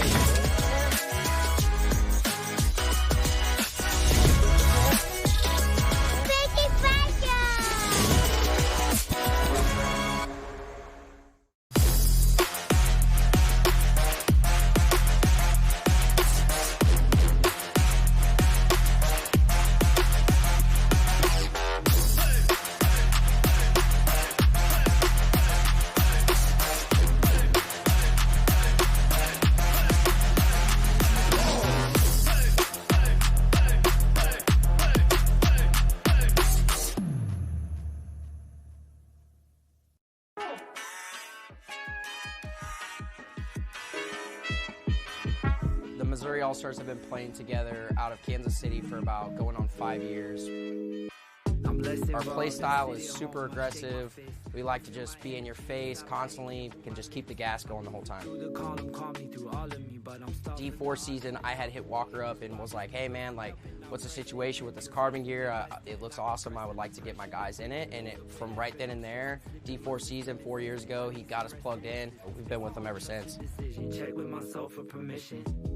They are here at every event. They have gear that you can buy on hand. They have lenses on hand. If you have a tear in your knee pad, you need to swap that out. They'll have that for you. I've literally had Walker in my pit in Dallas asking me if I need help with pits. Like, you can't ask for anything more from the sponsor. If it's meant to be, I'm up and coming, but calming down, I'm centering.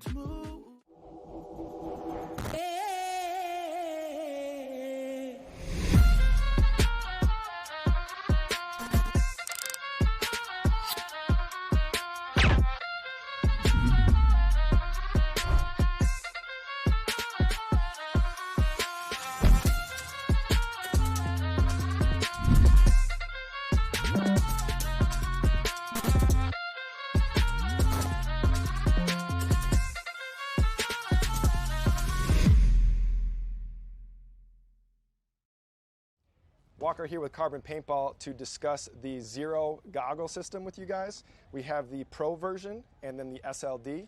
What you're going to notice first is the color options. The Pro, it is a semi-translucent Airflex bottom. That's the mask region. And then with the Solid series, it is just a solid color. It's opaque. They're both exactly the same durometer. They're both the same softness or squishiness. Other than that, you're actually going to get a clear lens with your Pro goggle. They both come with a case. And another cool feature of the Pro model is a dual silicone strap versus a sublimated strap on the SLD. And last but not least is another cool highlight is the Pro has some orange accents versus the SLD comes with black. For more features and information on sizing and pricing, visit carbonpaintball.com.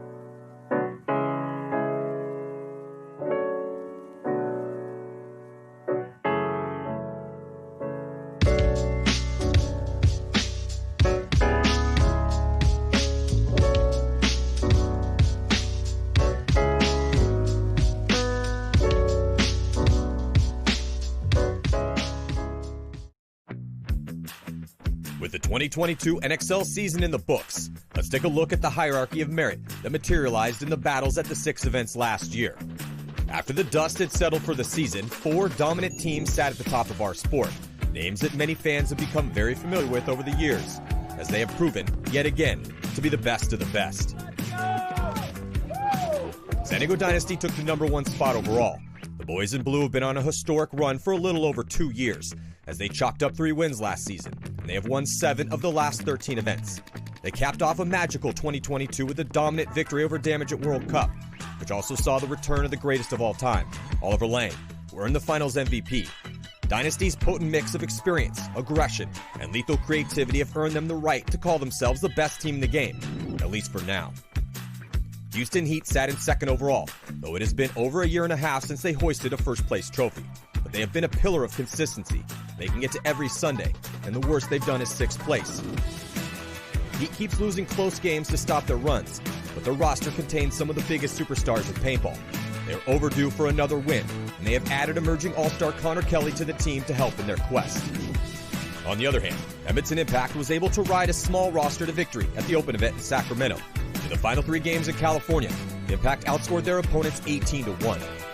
They went on to take Chicago as well, but on Sunday in the Windy City, they had to scrap out wins in close fights en route to their 2nd win in a row. Though they lost 2 of the biggest names in the game, with the offseason departures of Alex Goldman and Justin Rabakoff to AC Diesel, they were able to secure the talents of Dalton Vanderbilt, and Impact's roster is still a murderer's row of all-stars. Tampa Bay Damage, after a 10-year drought, finally brought home another victory in dramatic fashion when the final game in Texas came down to 1-on-1. Oh, and Jacob Edwards dropped the coast-to-coast shot. And they did this running 2 different lines, proving the talent and the depth of their roster. They took a disappointing 15th place in Chicago and got blown out by Dynasty in the finals at World Cup. Damage will still be a huge threat to win events this season, as they were able to get Rainey Stanzik back into the fold to bolster their proven, veteran-led squad. Based on previous performances, these top 4 teams are the big favorites, but there were upsets at every event and all 20 teams made Sunday in 2022. This year we could see new teams rise to knock the old guard from their pedestal. Make sure to tune in all year long on gosports.com to watch all the professional paintball battles go down on center court.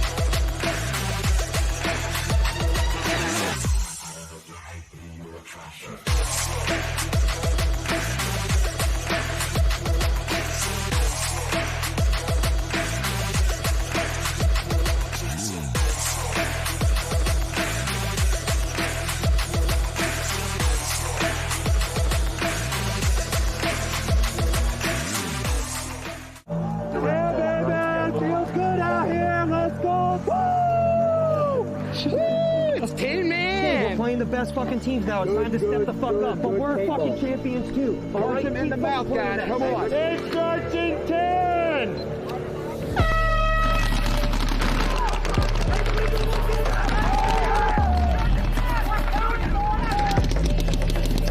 Hey, the guard! The guard! Hey, hold the corner!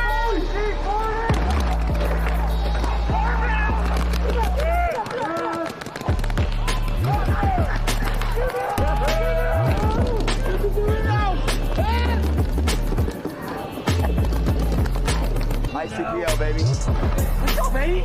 Let's go, baby. We're all dead people.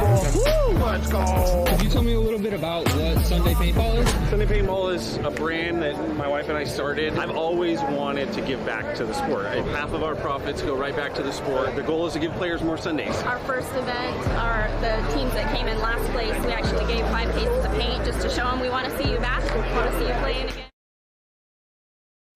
Welcome back, 2023 NXL Windy City Major.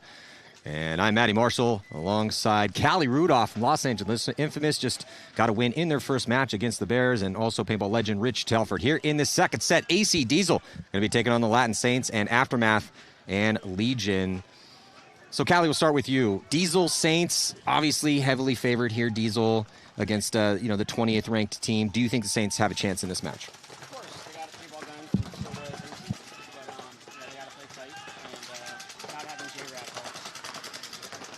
So it looks like both teams in the snake here off the break, and the Saints going to be losing a body from that wedge. So it's a 4-on-5 situation. They got a little penetration on the D side as well, too. Maybe just 3 bodies left alive. Definitely D2, Snake 2, and back center for the Saints here. Starting from the blue side, as Diesel still doubling up that back center and able to get out wide here. Snake side, that Landry Logistics bunker going to be so crucial here this weekend. And crawling up into Snake 2. So, yeah, Diesel looking pretty good here in point number 1. Yeah, Mark Johnson now releasing from the back center to get into that wing on Snake side, supporting Snake guy.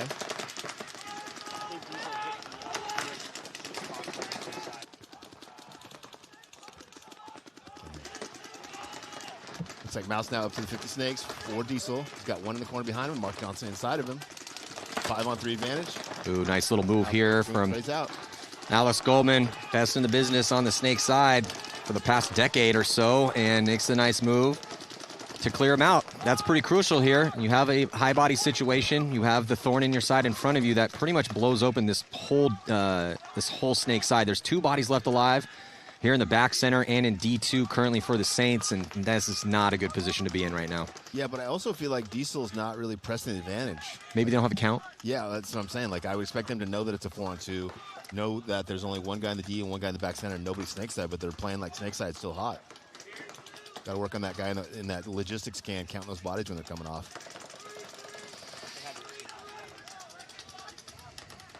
Yeah, they're communicating back and forth. They're trying to figure out where the bodies are because they don't want to make any mistakes, obviously.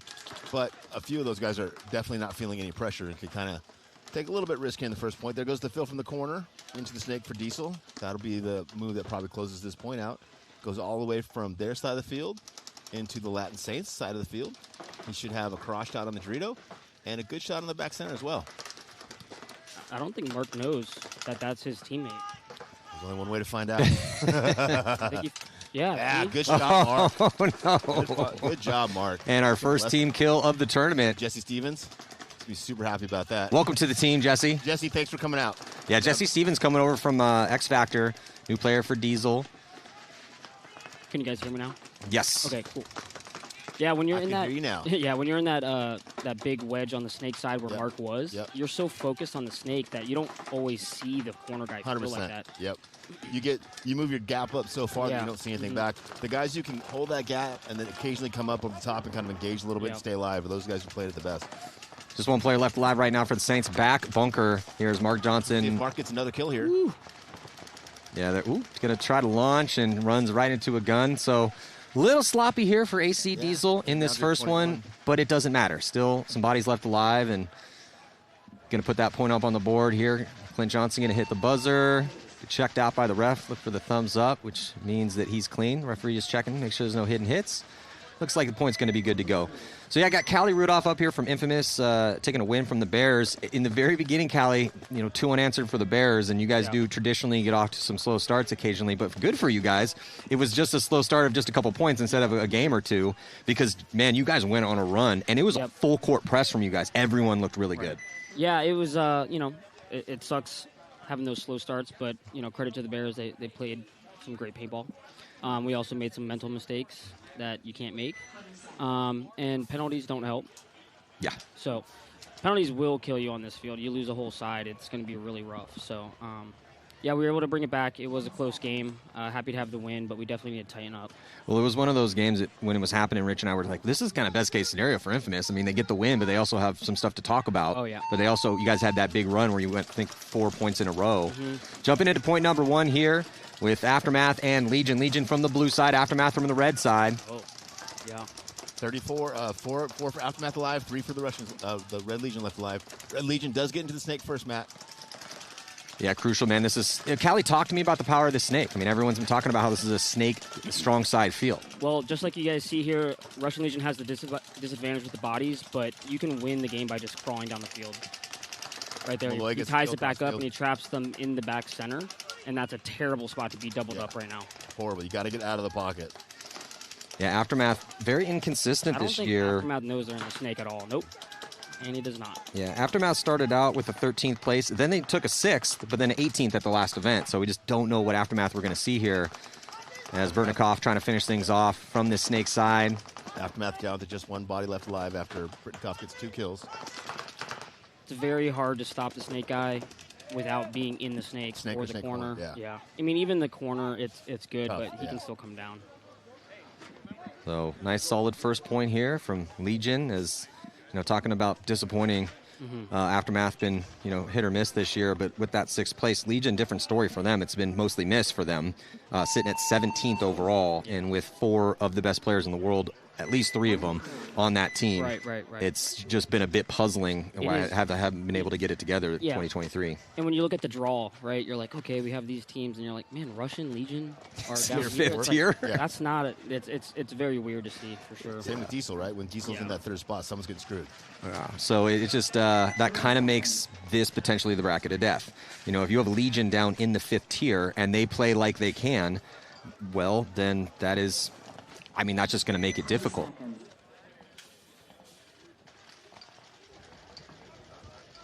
Latin Saints coming out to play on the red side of the field. Diesel's going to be coming out on the blue side of the field. Diesel up by 1 point here. Latin Saints continuing to struggle to try to get their program going in the right direction. They're putting out a lot of hard work. Spend a lot of time and a lot of money, so hopefully eventually they get it, but it's a tough thing to do. Diesel losing their first attack for Snake Thigh. I believe that's BJ. And on the D side as well, too. So 2 bodies coming off early here for AC Diesel. It is BJ Henningberg taking the walk from the Snake side. Heard good things about BJ in practice, though. Apparently he was killing it. It's good to have multiple bodies. You guys have a bunch of bodies playing the Snake right now. Yeah, this is a great Snake for aggressive Snake guys. Oh. Bad death. Can't do that. Bad death. Up by 2 bodies, throw a body way out of the Snake is critical error. And then they don't take the Snake corner while that guy's in the Snake. They wait until afterwards they get shot going out there. Another little mistake there from the Latin Saints. Yeah, and the Saints had the body advantage off the break. Yeah, Diesel should have lost this point, but they're going to win this point. Not because they played well, but because the Saints made a lot of mistakes. Yeah. Diesel still with Snake corner, Juice Box, Dorito 1, now Snake. Mouse going from the Snake corner into the Snake. Saints have no ideas there. Mouse will go all the way down better. And win this no one's game. looking at the Snake for the Saints. Yeah. It's a little bit of a different look. Everybody might want to take a look at this and decide if they want to play it this way. When you have a Snake dominant field and you're playing against Alex Goldman, you have to keep ahead at least a body looking Snake way, or this is what happens.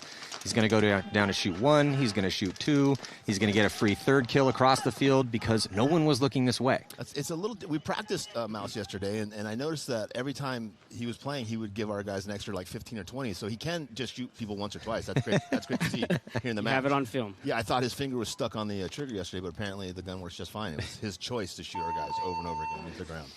Thank you, Mouse. Yeah, and I don't know what you guys are calling this lay down big car wash thing on the Snake side. The wedge? Yeah, the wedge. So even with him looking this way, he can't stop around the corner. No. Which is exactly what Mouse did. Yeah. So let's check in with the return of our 3rd member of our broadcast team, Lauren Kelly. What do you got for us here, Lauren? Thanks, Maddie. Yeah, AC Diesel has managed to get the first 2 points from Latin Saints, but they're dropping the ball on the fundamentals a little bit. Certainly not perfect points for them yet. They said in that first point, Jesse Stevens was unclear about the game plan. He knew that the Saints didn't have anyone in the Snake. However, communication broke down and he couldn't get that to Johnson, so they're trying to tighten things up here. Well, then, and then Mark just shot him in the back. Yeah. Hey, listen, kill's a kill. Mark got 2 kills that game. You were calling that, Kelly. You're like, I don't think he knows that that's his guy. He's got that I don't know look. Well, the way he's looking down the wire, you kind of knew right away. So body coming off early here for Legion. That's a chance for the Saints. Saints 5-on-4 right now. And making it into the snake. Yeah, both teams. Well, it was 5-on-4 for a second. And Russian Legion go all the way to this center 50. The Goose Red Island likes that center 50. Sergey's up in that center 50 for Red Legion. They've also got Snake 1. The back Rio Tower fills back-to-back center. I'm missing their 4th guy. Yeah, Aftermath getting out wide here. Yeah, Aftermath having Snake and Snake corner.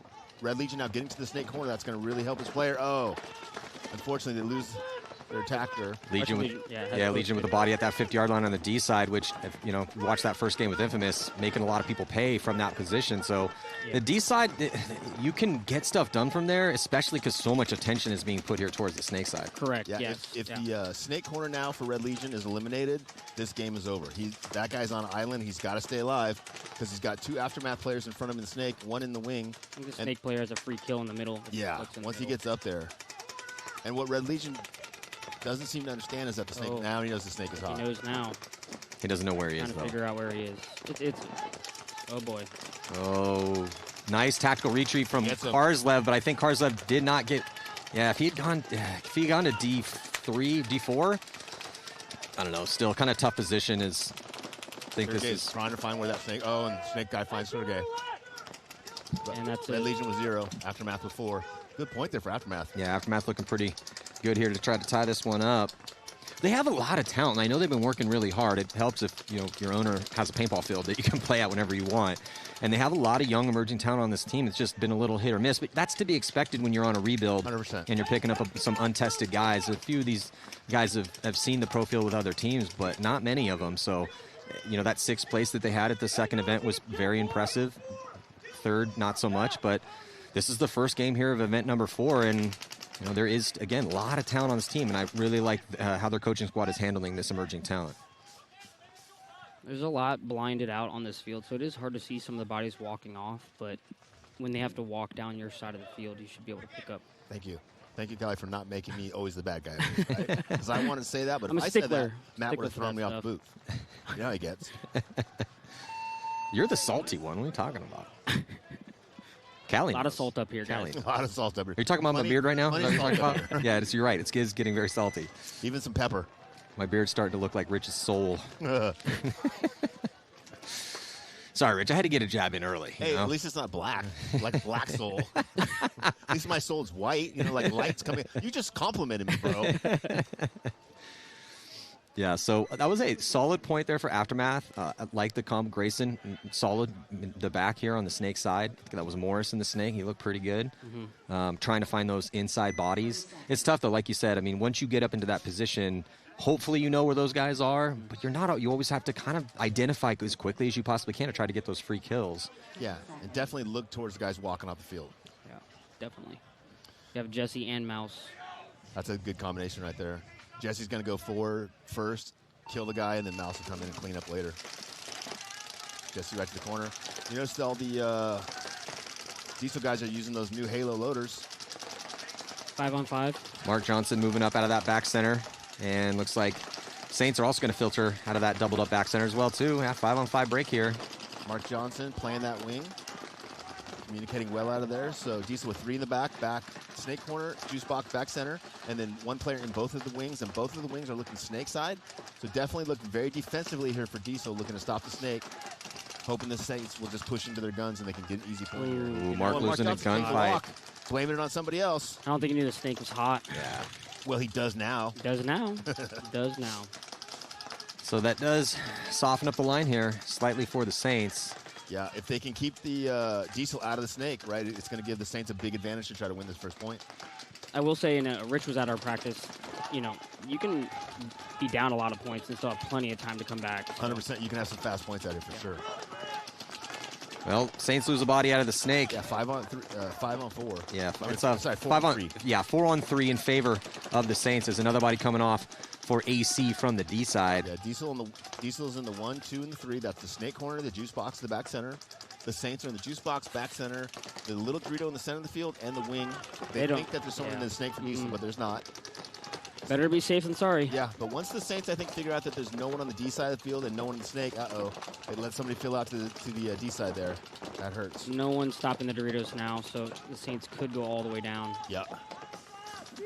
All the way to the 50. Yeah, should go Wrap or to their around. Dorito even, right? Yeah, the tower is not feeling much pressure, so he's thinking about moving. He just made the nice fill out, and then now Mouse not feeling much pressure, and he's just going to hit the deck crawl all the way. You know what Mouse is going to do when he gets in this snake. He's going to go all the way down and create as much havoc He as did touch the bunker right there, though. Yeah, but the Saints player didn't. Saints player didn't pick up on it. He's going to check off another free kill here for Mouse. Wow, 2 balls. 1 ball. There's another 3-pack here for Mouse. They still have the 50 Dorito. We're going to get a 4th. This is on the list for move of the prelims, courtesy of Pate Smith Law. Yeah. For a 4-pack here for Mouse to close. Got to put a gun on the snake side, guys. Great point for Mouse. Let that be another statement to everyone watching here. Yeah, so it looks like as we see Mouse get checked out by the ref, see if he's clean. Let's check in again with Lauren. Thanks. Aftermath knows this is going to be a tough grind against Moscow Red Legion. They said that they're trying to use everything they can to their advantage, including looking for shadows on the snake side. Those Russians can be sneaky, so they're trying to identify those shadows so they can pick the bodies out of the snake side as quickly as possible. The old shadow trick. Sneaky Russians. Yeah, well, I mean, again, just as a paintball fan, it would be nice if this was going to be a good game for Legion because it has been nothing but underperformance for them this year. They know that. Right. It's just been hard for them to get their group to practice together, but maybe a different story here. You know, each event is a new chance to step up and get back to that top tier here for Legion, but they have to get through Aftermath first. It's deadlocked here at 1-1. Just getting things kicked off. The last point they shot Malloy on the break, that definitely helps. That's huge. Malloy, a former Golden Gun Award winner, meaning you were the best player in the league out of 200 players. Yeah, he's pretty good.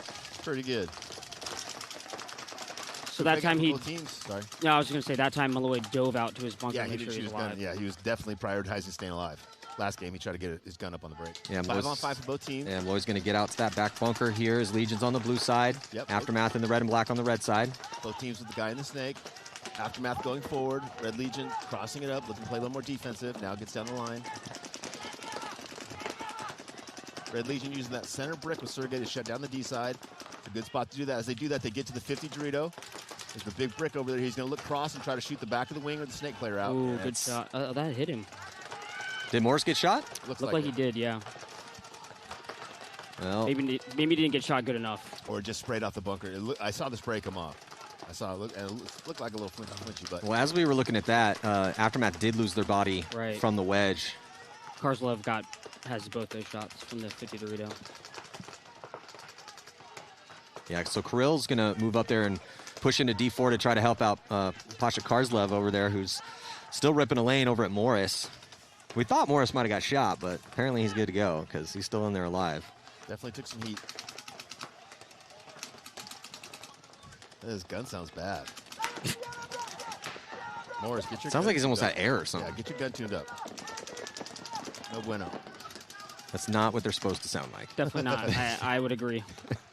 It's typically not the sound signature from that specific gun. Yeah, Sergey releases from the juice box in the center to the wing on the snake side, looking D side to protect this guy. Oh, Aftermath loses their attacker on the D side, Matty. 3-on-5 advantage now for the Red Legion. Yes, I think that's Castro taking the walk. So, but Legion loses Kirill. I don't really see Kirill die in that spot often. But Karzlev on the other onto Aftermath's side. Oh no, not quite yet. Still posted up at that 50. Yeah, 4-on-3 advantage here for the Red Legion. They've got the 50 Dorito, Snake 1, Snake Corner, and the Snake Wing.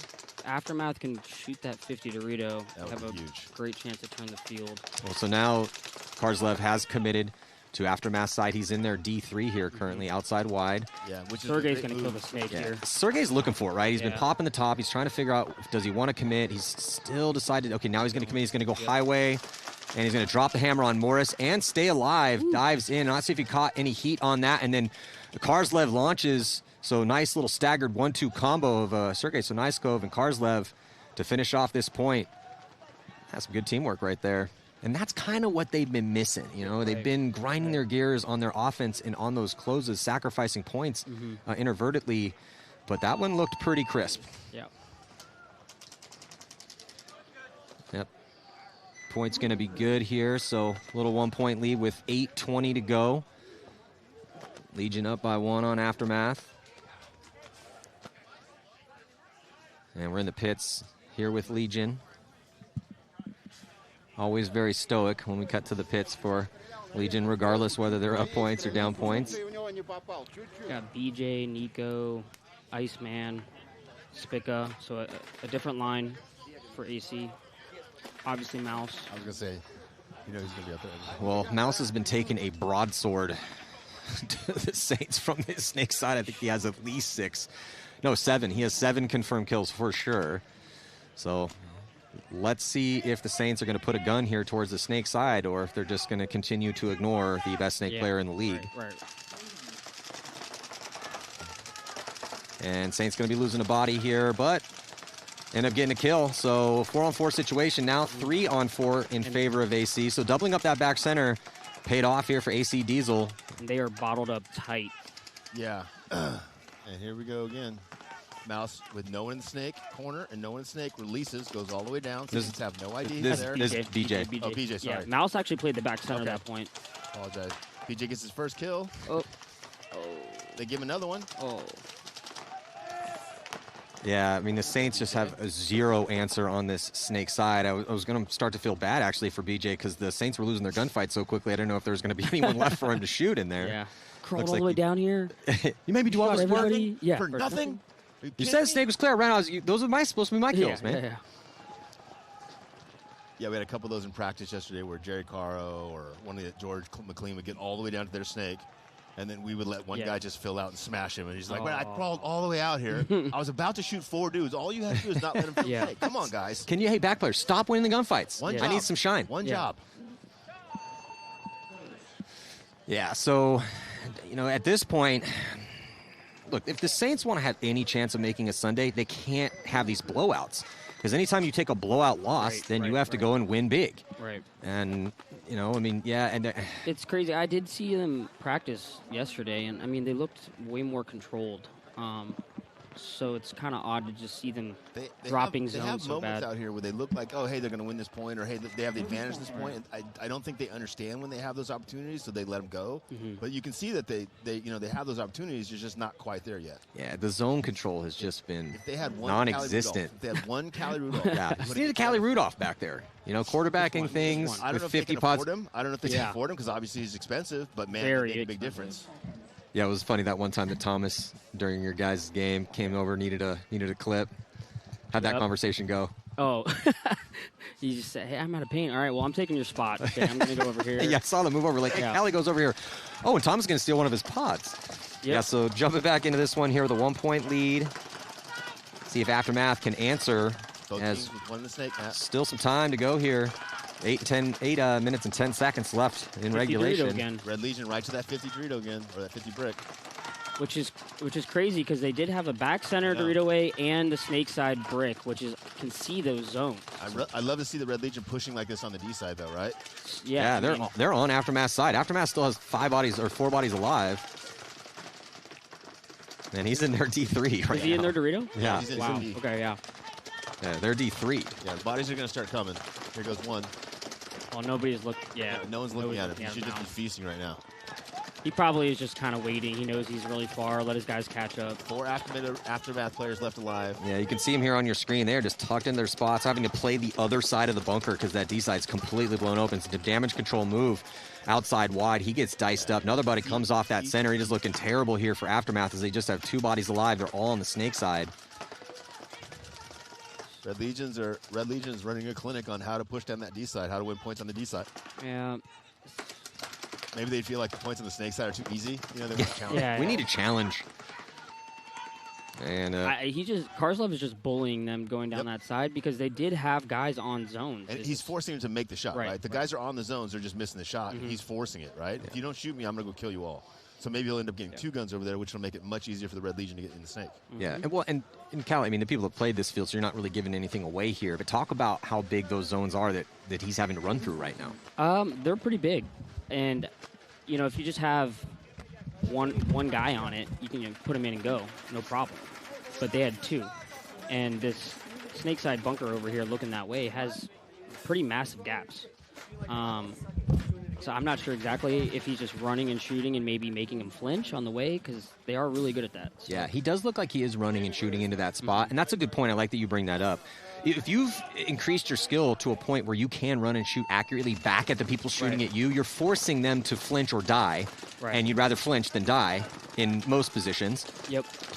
So jumping back into this next one here, see if the Saints can put a gun on the Snake side, man. They change it up and have Mouse go on the break. I love the way they're changing up the timing and the players over here on the Mouse on the Snake side for Diesel. Yeah, making it very challenging and to know what they're going to do, what the package is going to be. Body coming out of that wedge. That's survivability an issue here let's currently see if for the the Saints can take advantage of that Doritos side right now. They're in position to attack over there, Yeah. Kelly. 4-on-5 advantage here for Diesel. He should go. He should go. Not shoot inside, go outside and wrap. Now he can't. Little under 6 minutes to go as Mark Johnson moves up into that crucial wedge position. Try to give his Snake player some support, and Saint's going to get a body into the Snake, though. Looks like Dees might want to just kind of sit back here, and there's these spots, talk and shoot their guns and try to figure out the field a little bit better. Mouse wasn't pushing the issue. No, it's definitely a defensive posture for Diesel. They do feel the corner behind Mouse. And right now, Diesel's in the spots, right? I would prefer the Dorito corner to the tower over there on the D side, but in these 5 spots, you can hold off a lot of bad guys. Yeah. When you saw this field, Callie, you must have been pretty happy about how the back bunkers are set up as the 2 or the 3. Yeah, there's definitely a lot of spots you can shoot on the break, so that's always fun. Oh, Mark checks off, look. Yep. Well, guys just shoot, but also a lot of gunfights you get to get. Oh, right, correct. Sometimes you're just shooting a blind zone. Oh, another. Oh, Mark. Yeah, Mark. By that guy. Yeah, Mark coming off in that wedge and struggling this match. That's rough. Yeah, that allows Saints to filter out to the Landry Logistics bunker, one of our new sponsors. Such a crucial spot. But yeah, Callie was saying that as somebody that you've been, we played together back when you were 15. That's how long you've been doing this. But I looked at this field and I'm thinking, man, if you're a good gunfighting back player, this is an awesome field for you. Yeah, bring a lot of pods. Yeah. Definitely have to bring a lot of pods. Definitely have to be dominant on your gun. Saints.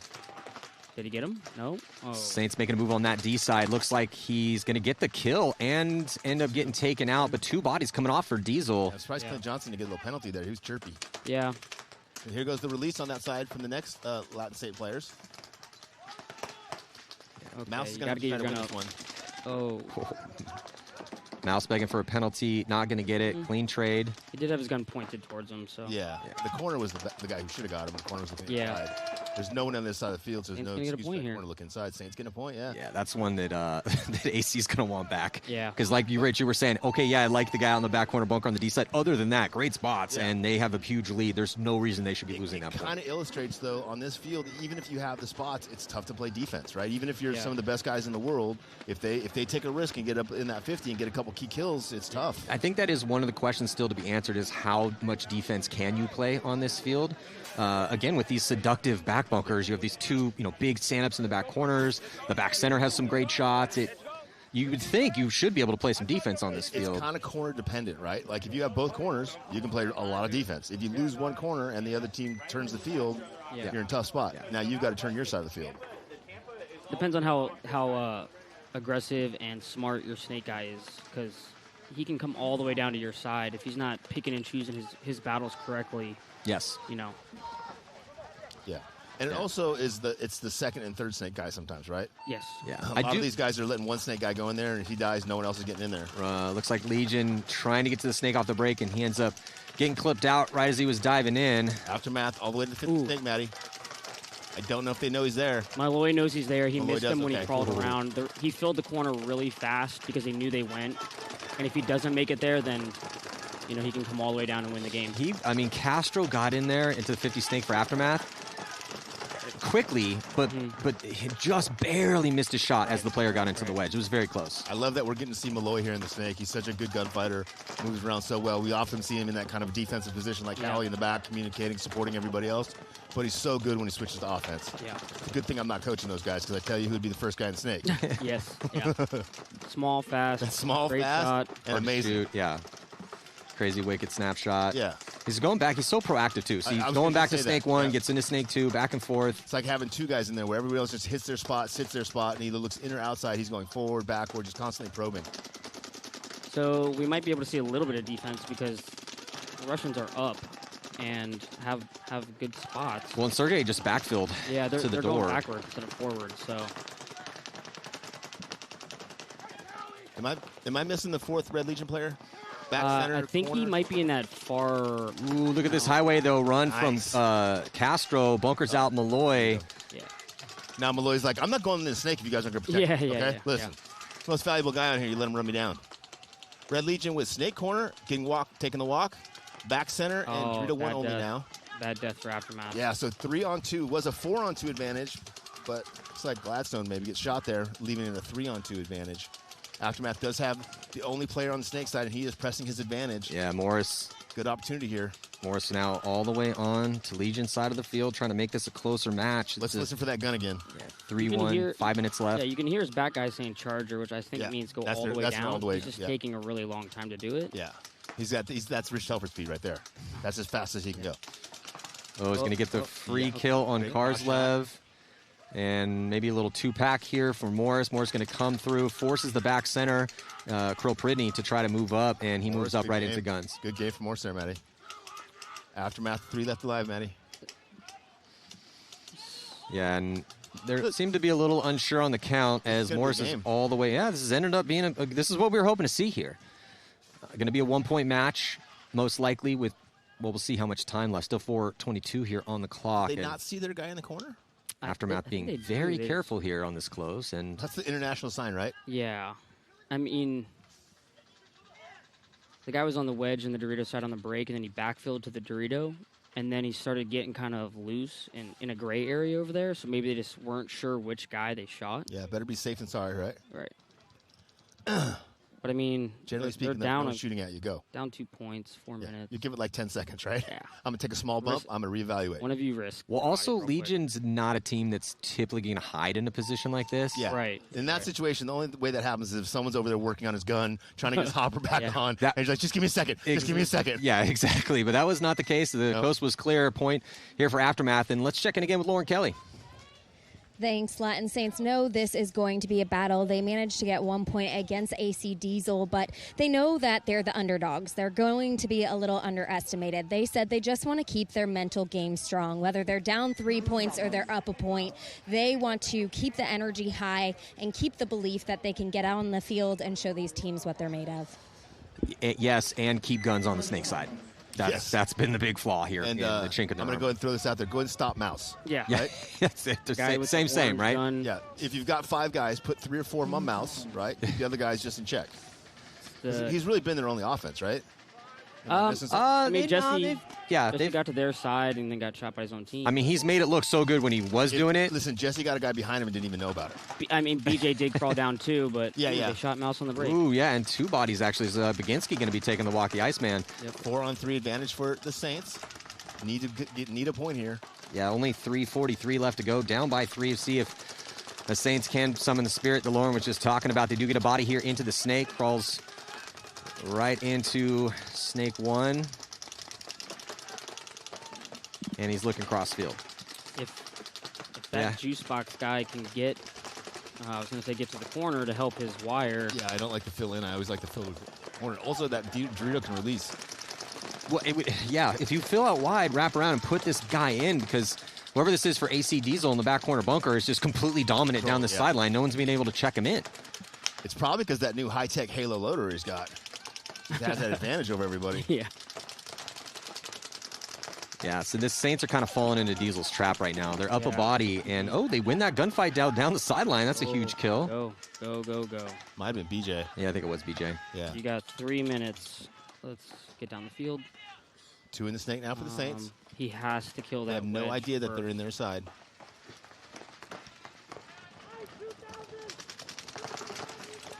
Yep, okay. Oh, yep, Outrun the 2. flag in. This is just the snake is so powerful, man. People just stacking up 2 and 3 packs and here. It's not even just the snake that's so powerful. It's if you don't have eyes on it. Yeah, you know if you don't know he's there, you're screwed. Well, we've been talking about it, Callie, and you would probably agree because you guys had this working for you great in your win in that first set against the Bears. It's not about your snake player. It's about the snake package. It's about the group of guys going to that side because you're going to be losing that first attack, or occasionally you're going to be losing that guy out of the back corner bunker in a gunfight. because he's going to be in a gunfight the whole time. You're going to be losing bodies. What does everyone else do when that happens? It's really not a one-on-one thing over there as much as it's a 3-on-3 or 2-on-3, depending on how it ends up, and which 3 can produce that more consistently than the other 3 guys. That's a really good point. Well, because we've seen so many snakes where it has kind of been a 1 or a 2-man option in there in the past 2 seasons. Usually, right? Yeah, very creative snake layouts that we've seen Jason Chosen, our commissioner, been coming out with. Brings us a little more traditional paintball field for here in Chicago. Usually he hates snake guys, so he just throws a bunch of bunkers out there that you can't really put anything together with. Yeah, we've had some strong D-sides too, and middles. But yeah, so it is going to be about your group over here. Aftermath, snake on the break. Red Legion holds far back. run on the Dorito side. Yeah, why not? Seems to be working for him. Gets all the way at Dorito live. Yeah, Karslev has been kind of doing whatever he wants on that D side for the most part. Yeah, and when Karslev is on, he is on and hard to stop, right? When he's feeling it, yeah, he's really, really good at that read and react and that running and shooting. And those two are a powerful combination of, Aftermath guy gets caught going forward, trying to get around. Danny was on the tape waiting for him. Sergey releases from the back center to the center juice box. Malloy out to the snake corner. Red Legion with a huge advantage here. They've got 2 on the snake side. Aftermath has no one snake side. The guy in the juice box was trying to get out but got shot in the head. Aftermath down to just 3 players left alive. So where you really think about clock management, you have 3 minutes left. You have 2 guys alive, and they're in the snake. Unless this Dorito player dive bombs and somehow wins that whole side, it's gonna be a free kill here for the snake. Yeah. It's always so amazing to me when the outside guy on the snake side is looking Dorito side. Like you basically give yourself no chance to win the game or to get back in that point because you're just conceding that side of the field. They're like, hey, if he decides to come up and shoot us in the back, we're losing the point. Move on. Right. Yeah. So Diesel Saints and Aftermath Legion. No blowouts, really. I mean, with the Saints being able to put a couple points on the board, showing some signs of life. Hey, every event they get a little bit better. They just switched the line back to Jesse. Yeah, Mark's back in. Mark, Plant. Yep. Guessing they're going to be looking for Mouse to either get to that snake corner or get to that snake. Him and Jesse, right? Mm-hmm. Jesse probably first, him second, or vice versa. Like Mouse first to snake. Yeah, Mouse going to go all the way snake off the break. He's so smooth when he runs for a big guy and just glides in there. Diesel loses their first attacker on the D side, Matty. Okay, so that whole side of the field's open. Yeah, so right now. The only player stopping them is the back center and look at that maybe Dorito Mouse. Just standing up, right? Obviously no pressure, so you got to release there, bro. Yeah. That's the international sign for go. Yeah. Saints now with 1 in the snake as well, Matt. Yeah, good crossfield spread for the Saints and some penetration early getting up to that Goose Island bunker. Shout out to one of our new sponsors. Yeah. And if he would have stayed Dorito side, he could have basically guaranteed that nobody got out on Dorito side, but they lose Baginski in the back center. Diesel down to 3 players. Juice Box, Snake 1, and Snake Wing. D-side struggling here in this point for AC Diesel. Well, and the Saints D-side is struggling too, just in the sense that they have no pressure and they have a huge opportunity just to go down the field right now. It's literally only one looking at him is that Juice Box, and he's got the tiniest of gaps. You're down by 2. There's a minute and 26 seconds left. He must not know what the count is or we're feeling that pressure in the correct way here because the opportunity is existing for them to make this a game. Yeah, and Mouse should be looking in over Mark, and Mark should be watching over Mouse because when they're both looking snake side, that guy in the inside could go right there and get him. Oh, that's a penalty. Yeah, I was going to say he got shot before he got there. Penalty major, a penalty, our first major actually of the tournament assessed on the Saints. Probably going to put the coffin nail in for this game. Well, they're down by 2 with only a minute left. Oh, the game, not the point. The game, yeah, not the point. Yeah, Callie, gosh, pay attention to what he's saying, bro. Saints going to be able to possibly win 1 more point if they can get Mouse out of this snake. Oh, boy. Mouse about to get dunked on. Ooh, got to be careful there on that trade. Yep. Good game there for the Saints, man. I mean, they squandered a few opportunities, but overall it's an improvement, right? Absolutely. 3-4 right now. I mean, there still is a chance. 38 seconds left. They could tie this one up. Matt, there's no way possible. Oh, here we go. To tie this one, okay? Here we go. I'm guaranteed that they're not going to tie up this match, okay? Let's just all remember it was actually Legion down by 5, I believe, to Impact. And Rich was like, "There's no way." I like the fact they have that a you chance. continuously bring up the one time in my whole life that I was wrong. The one freaking time. That's all you can focus on. Hey, you instigated that memory. It's all your fault. Yeah, it usually is. Now but you were right. This is a good look for the Saints. You're playing AC Diesel. Yeah, the highest paid players in the league, right? Yeah, that's a team that, from a talent perspective, and then getting him in as your coach. I mean, yeah, they're about as stacked as a team can get, and it's a 1-point game with 38 seconds left. This is a good look for the Saints. Well, and this is a good look for their new coach too. Diesel's new coach, J-Rab. How is Karslev doing that? He's a bad mofo. 3-on-5 advantage here for the Red Legion. I don't know. They're in your bracket here, Callie, Yeah, so you better figure out a way to stop it. Why do you think Callie's up here, Matt? Not just because he likes to hang out with us, I assure you. Field to the corner for the Red Legion. Red Legion has Snake 1, Snake corner, center 50 brick in the Goose Island bunker, and then one player in the tall tower over on the D side, and then Karslev's over on the D side somewhere as well. So 5-on-2 advantage, 5-on-3 advantage here for the Red Legion. Time ticking down though right now. 2 minutes and 8 seconds left. See if Aftermath can answer. Just better field position all the way across the field for Legion again.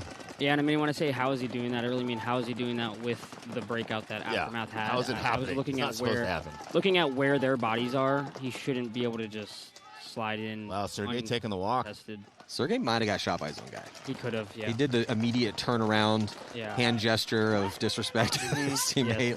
That really just happened? As Aftermath losing 2 bodies, though, from this Snake side. Okay, probably blow the buzzer if you want to have another point. Or maybe they're trying to keep the spread low. I don't know. Red Legion with Malloy in the Snake corner. I think it's Karslev in the Dorito 3 over there. Player on the inside getting checked. Gosh, How did got him all the way to the corner? Jesus. Yeah, there's really poor containment on this field. It seems like it's harder than it should be to shoot the outside guys. Yeah. I mean, we're early on in the tournament, but we were watching some guys just run through lanes, run all over the place. Practice was like that, too. They would just somehow get out there. You're like, bro, this point was supposed to be over. They didn't let him fill the corner. Yeah. It's like I was shooting at him, man. It just I don't know what I... Speaking of practice last weekend, where were you when Sergey was trying to beat me up, Callie? Well, I heard, you were about to call in the big guns, but you guys got it under control, so. Thanks. I appreciate you being there for me. Yeah. Well, let's check in again with Lauren. Thanks. Most likely Diesel will take this win against Latin Saints. However, Alex Goldman is not happy with the performance so far, mostly saying that this is not the energy. He said that they're going to be tested all weekend long, so it's really important that they have a positive mindset and they increase the hunger to win. Yeah, mindset at the top level, so crucial. Also, if you guys are joining us on your social media networks, thank you so much.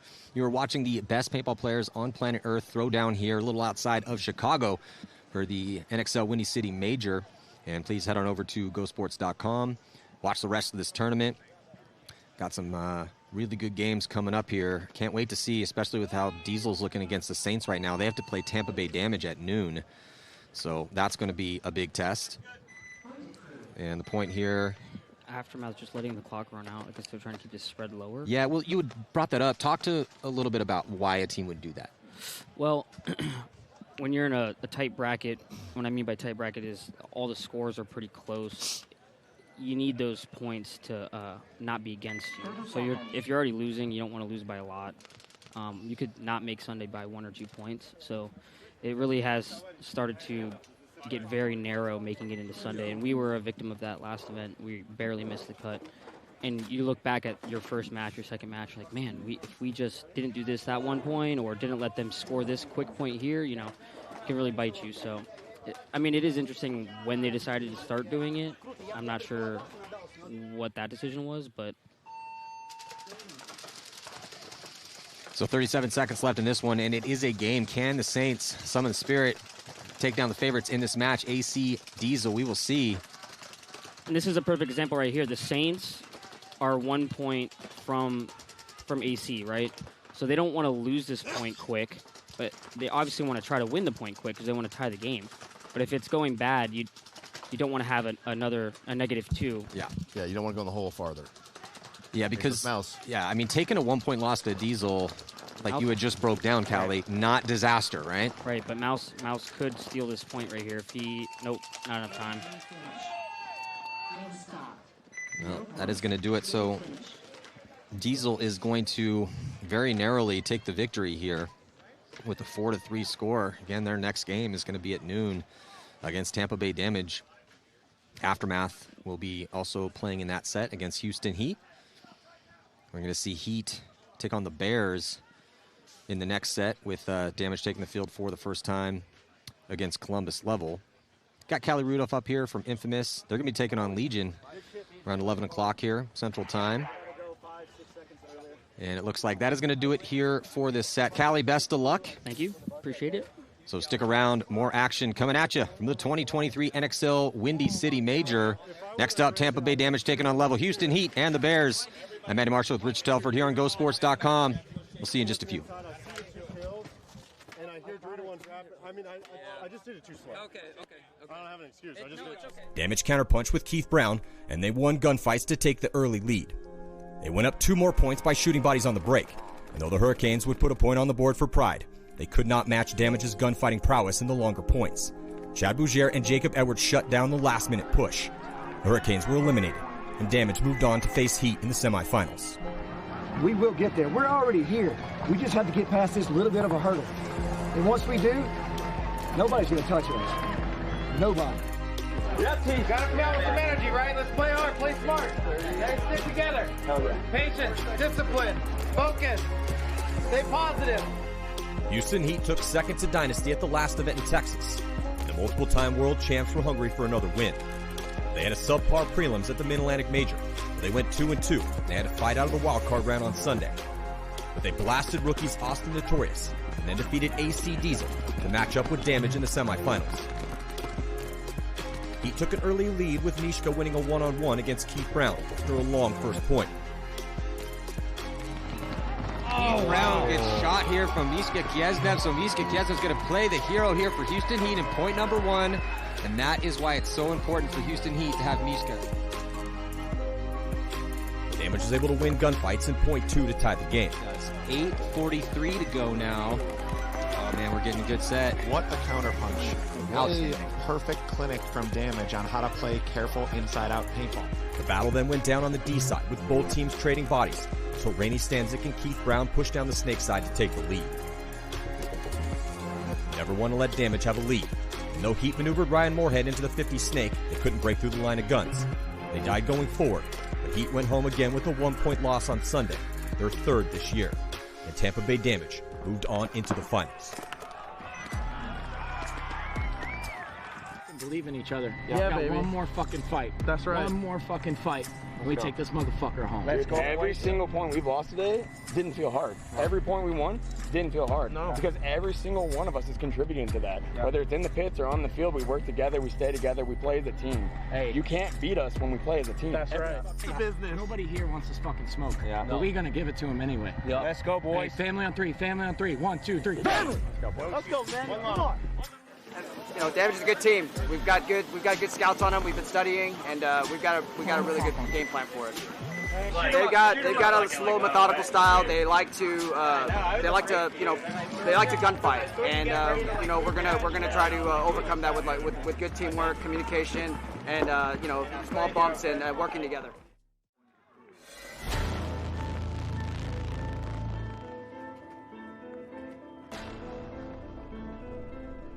As the finals began, it was tough to call a favorite. For X Factor, the recent elite consistency and their victory over the juggernaut that is San Diego Dynasty could easily give them the advantage on paper. But Damage was on a roll. 3 wins coming out of the wildcard round. And their roster had proven that they can beat anyone at any time.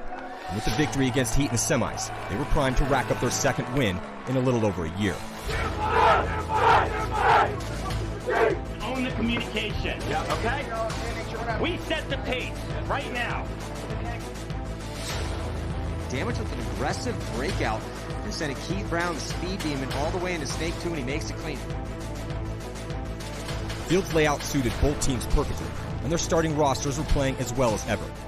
All signs pointed towards a close fight, where both teams had an excellent chance to hoist the first-place trophy. Damage jumped out to an early 2-0 lead by winning gunfights and aggressively exerting their will. Just got Billy as well, so it is now a 5-on-2, and they concede. Let's go, X. Hey, we just need one. Let's go. Right here. But then Damage switched to a defensive posture, and X Factor answered, sending Meteor Ninos and Billy Bernaccia through the Snake side and shooting bodies on the break. Both teams pushed forward. Billy Bernaccia got a solid shot on Keith Brown, and Ineos followed him up. LJ Parrish had some quick moves on the D side, and X Factor put up 3 unanswered points to take the lead. Wow, Billy Vernaccia. Billy Vernaccia has been outstanding for them here in the Snake. Damage had a little under 7 minutes to tie the game, and they would need almost all of it during a long point. It was a 5-on-5 break, and Damage was pushing forward, getting Keith Brown into the 50 Snake within 30 seconds. Rainey Stanzik soon joined Brown, and it was still 5-on-5. Jacob Edwards and Chad Bougier were also in position to attack on the D side. X Factor tucked into their spots, trying to hold the line as Tampa Bay pushed into guns. But San Antonio couldn't stay alive, and the Edwards brothers lived through the chaos to score the point, tie the game, and take it into overtime. Tie the game up here with just 2 seconds left, and we are going to be heading to an overtime period. I mean, maybe we're going to see one-on-ones. But even after 5 minutes of overtime, a winner could still not be decided. So Damage sent out their hero from the win in Texas last season, hyper-confident phenom Jacob Edwards. And X Factor brought out Tom Guest, a monster gunfighter from Canada. And this one-on-one battle would determine the fate of these two teams at the Mid-Atlantic Major. Go. Can he take down the legend that is Jacob Edwards, who's already won a tournament in this situation? Tom Guest going to go gun dominant first. Jacob. And now Jacob is on his side of the field in the Dorito 4. Oh, Tom Guest that shot. Oh, and Jacob Edwards does it again. 2 in a row. Stacking the team on his back. Jacob Edwards plays the hero yet again. Wasn't even a question.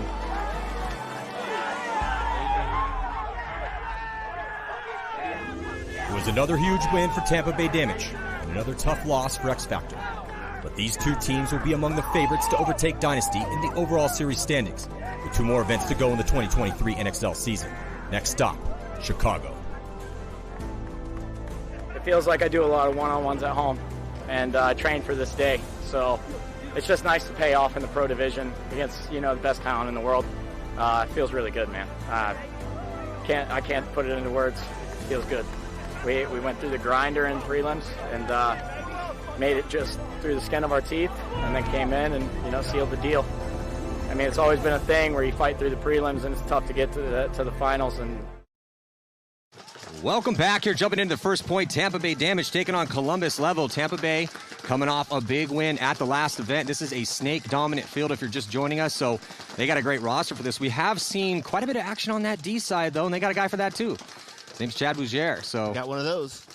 And also Jacob Edwards, the hero from the last event, with another one-on-one victory in the finals. So we'll see if Level can pick it up. They did drop their first game to the Hurricanes. I heard really good things coming out of the practice session this past weekend for Level.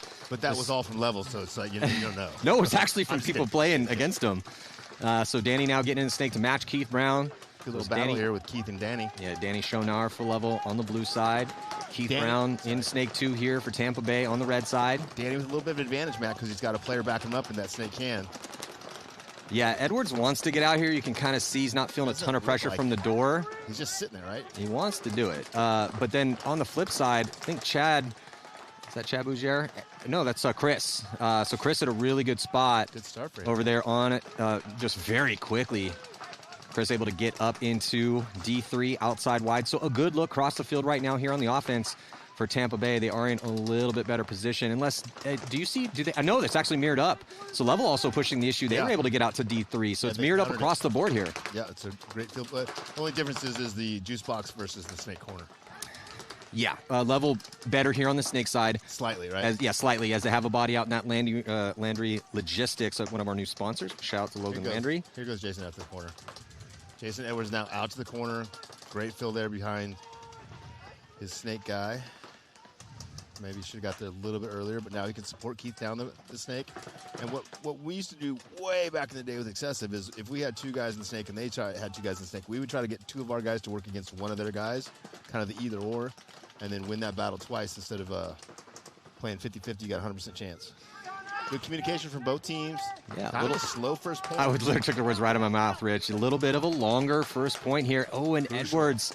This is a huge kill for Columbus Level to get the big gun out of the backfield here for Tampa Bay as big Jason Edwards, former MVP, taking the early walk here, Rich. And now Keith Brown is completely on an island over here, Matt, with 2 guys in front of him. Like, if they just run and get Keith off the field, this point's over. Horn not feeling much pressure from D3. Looks like he's going to move up into that 50 to try to make something happen here for Damage. He's going to keep going. Look at this. Nobody's looking, Maddie. On the big run through here on the D side. Wow. Huge, huge, huge. Chris Horn, everybody. Chris Horn, biggest move of the event so far. We've been hearing out of the Tampa Bay Damage camp for a couple seasons now how good Chris Horn could be. Finally, we can see it. I mean, when you have a Chad Bougere, it's tough to get playing time. You know, I mean, Chad's one of the best in the business over there. He's an MVP. And then, but I keep hearing how good Chris is. And that was just a perfect example of that kid's talent. And he's been working hard to get the spins, and he earned it out there. And I think the most important thing there, Matt, wasn't so much his athleticism, but the reading and understanding of where they're at in the game, right? They're down by a body. Keith is all by himself over here in the snake. Very little chance of him pulling off with two guys in front of him. If Chris doesn't go and make that move right then, down on bodies from that key position and take that risk, they probably lose that point. Yeah. So not only did he execute it perfectly, he made the right decision in a really crucial situation. And that's, to me, that's harder to cheat, right? Yeah, for sure. But just impressive. That's on the list for best moves so far in the prelims. We've seen quite a bit. This field is just stacked up perfect for some beautiful signature performances from individuals out here. And jumping into first point with Houston Heat taking on the Bears. Bears warmed up, unfortunately for them, in a loss against LA Infamous, taking on Houston Heat. With Fedorov in the snake. Big push down the D side early, getting to the 50-yard line for the Brooklyn Bears. Tyler Harmon, I heard, was clocking in practice, just destroying people.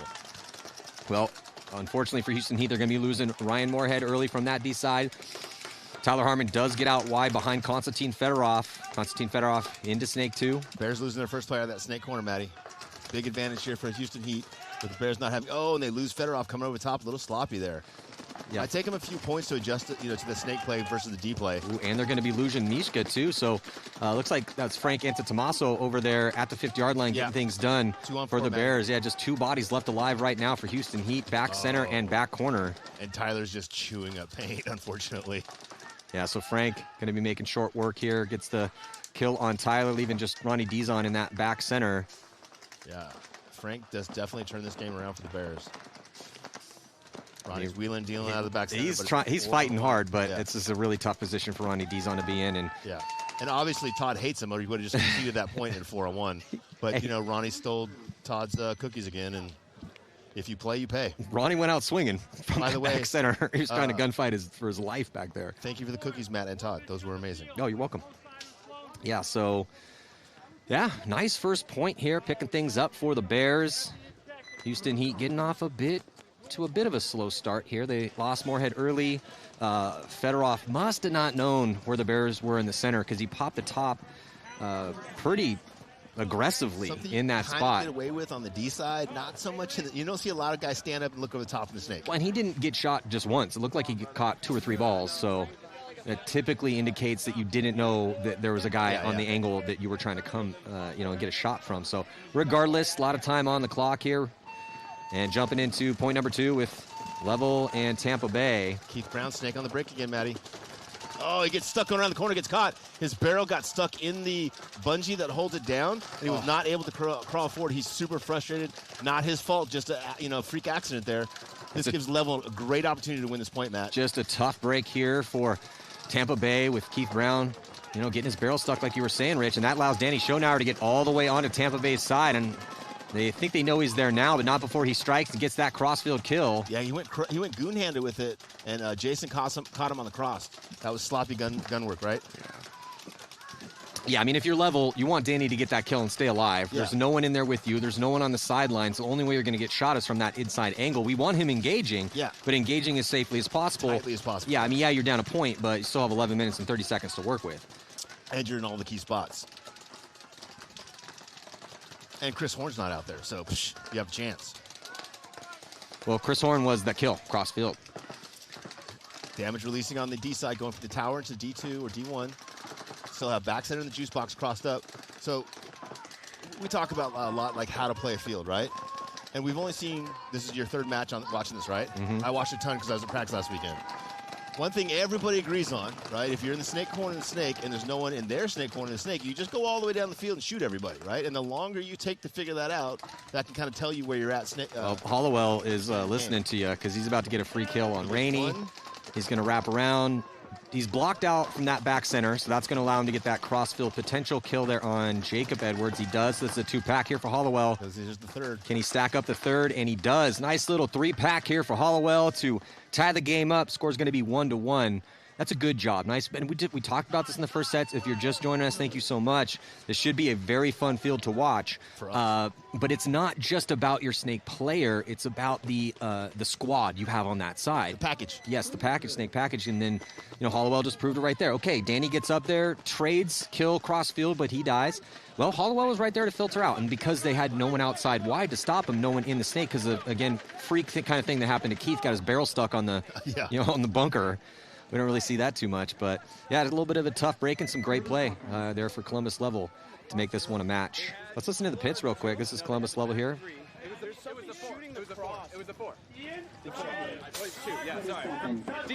Yeah, so Corwin has come back to help coach. That was a tragic loss for them, man, when he blew his knee out skiing. Yeah. Because he was getting so good as their second attacker. They picked up Damian Ryan. No Damian Ryan here. Super selfish. He should have never been enjoying himself on vacation. How dare you go skiing? Ugh.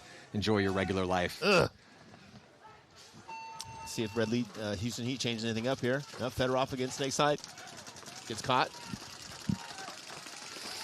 Couple Fedorov. of quick deaths here for K-Fed. Start things out. It's going to give the Bears an advantage. 5-on-4 situation. Both teams still doubling up that back center. Who's going to be the first to go? Moorhead is going to get out with Frank Wu, but good zone control here for the Bears. They clip out Moorhead as he tries to dive into outside D2. And the only person that can stop the Bears right now is the back center, and the back center is looking Snakeside and gets pulled on a penalty. No, penalty assessed, so it's going to be a penalty on Dizon. Pulls out Mishka.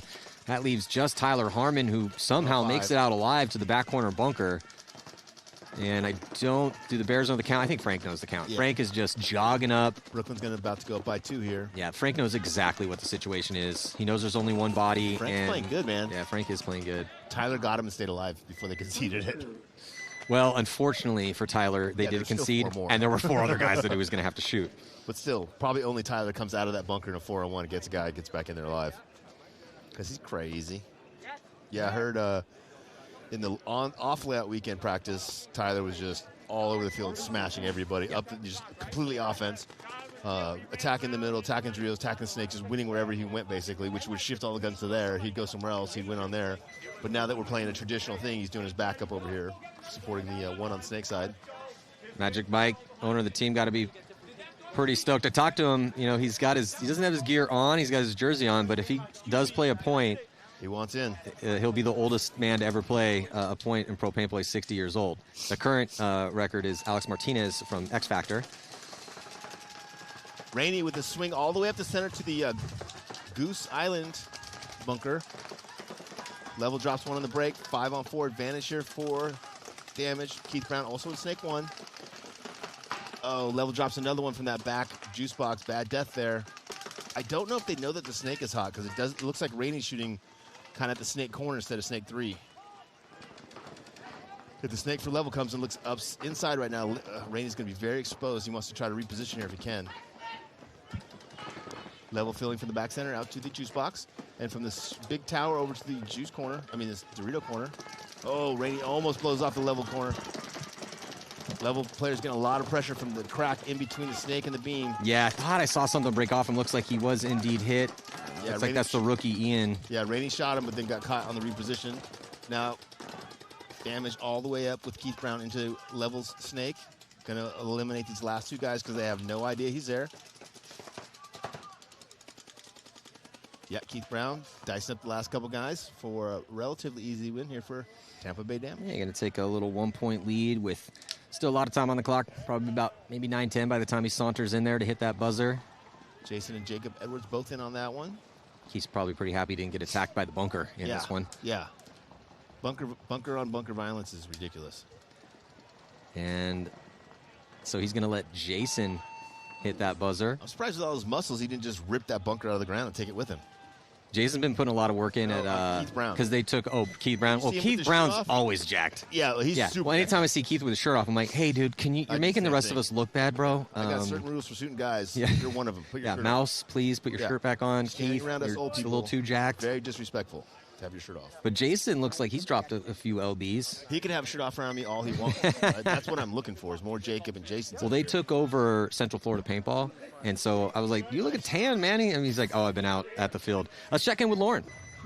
Thanks. Brooklyn Bears are up 2 points against Heat. It's definitely increasing the confidence and energy in the pits, but they did this in their first match against Infamous and then allowed Infamous to come back and end up beating them. I talked to the Brooklyn Bears after that match, and they said, you know, they're a young team out here as a unit, and they're using every single match and every single tournament to learn. They feel like they have a couple of years to keep that learning process and keep increasing their skills to come out and be as competitive as they can, but getting early points against these more veteran teams is definitely helping them to believe in themselves and what they can do.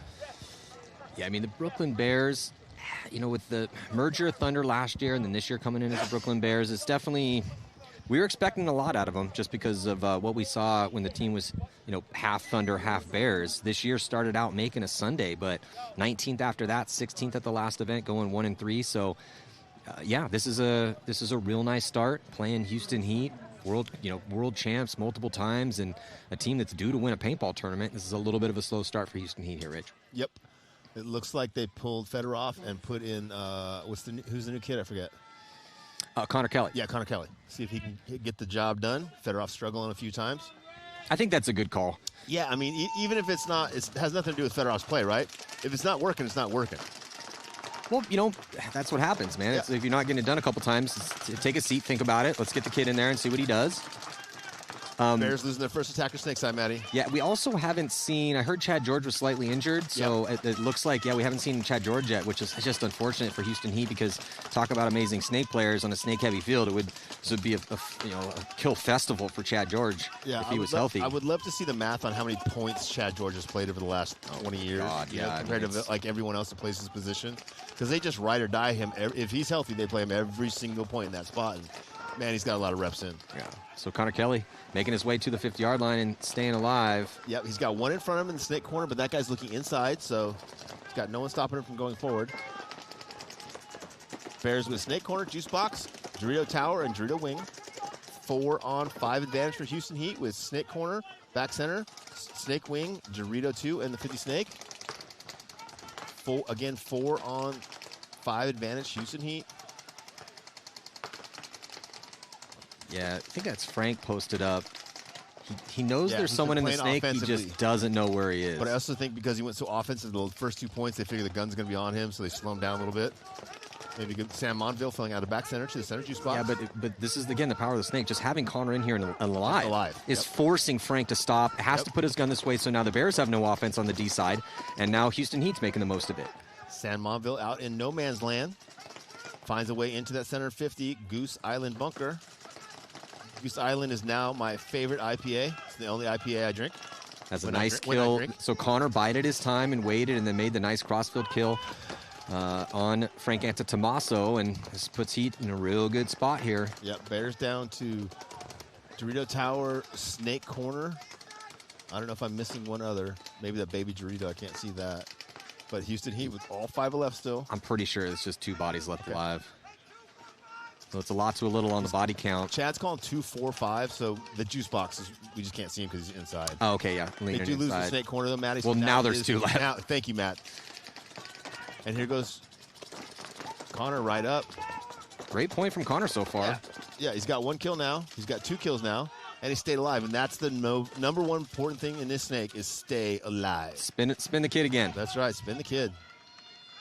I love him with Tyler behind him joysticking too, right?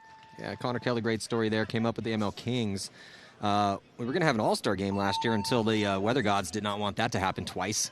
But he got elected as the member from the ML Kings for the all-star game, and everyone kind of noticed how good Connor Kelly was getting and then decided to go to Houston Heat. Somebody wrote him a check. Well, it's just tough, though, because if you're an emerging star, do you want to, and I think he's 21, do you want to stay on the team where you're playing every single point no matter what? Or do you want to go to the superstar or former world champs team where you're going to have to fight just to even see the field? Just so I can make my decision clearly, is one team paying me and the other team not paying me? Yeah. For some people, that might change the decision. I think he was getting something on the ML Kings, but not obviously what Houston Heat could bring as they're well-financed. But there's Connor Kelly. Looking good here in his first rep on this field. It's about as good as you can play there in that snake. I say stay with your boys as long as you can, but when they write that check, as long as it's big enough, you got to do what you got to do.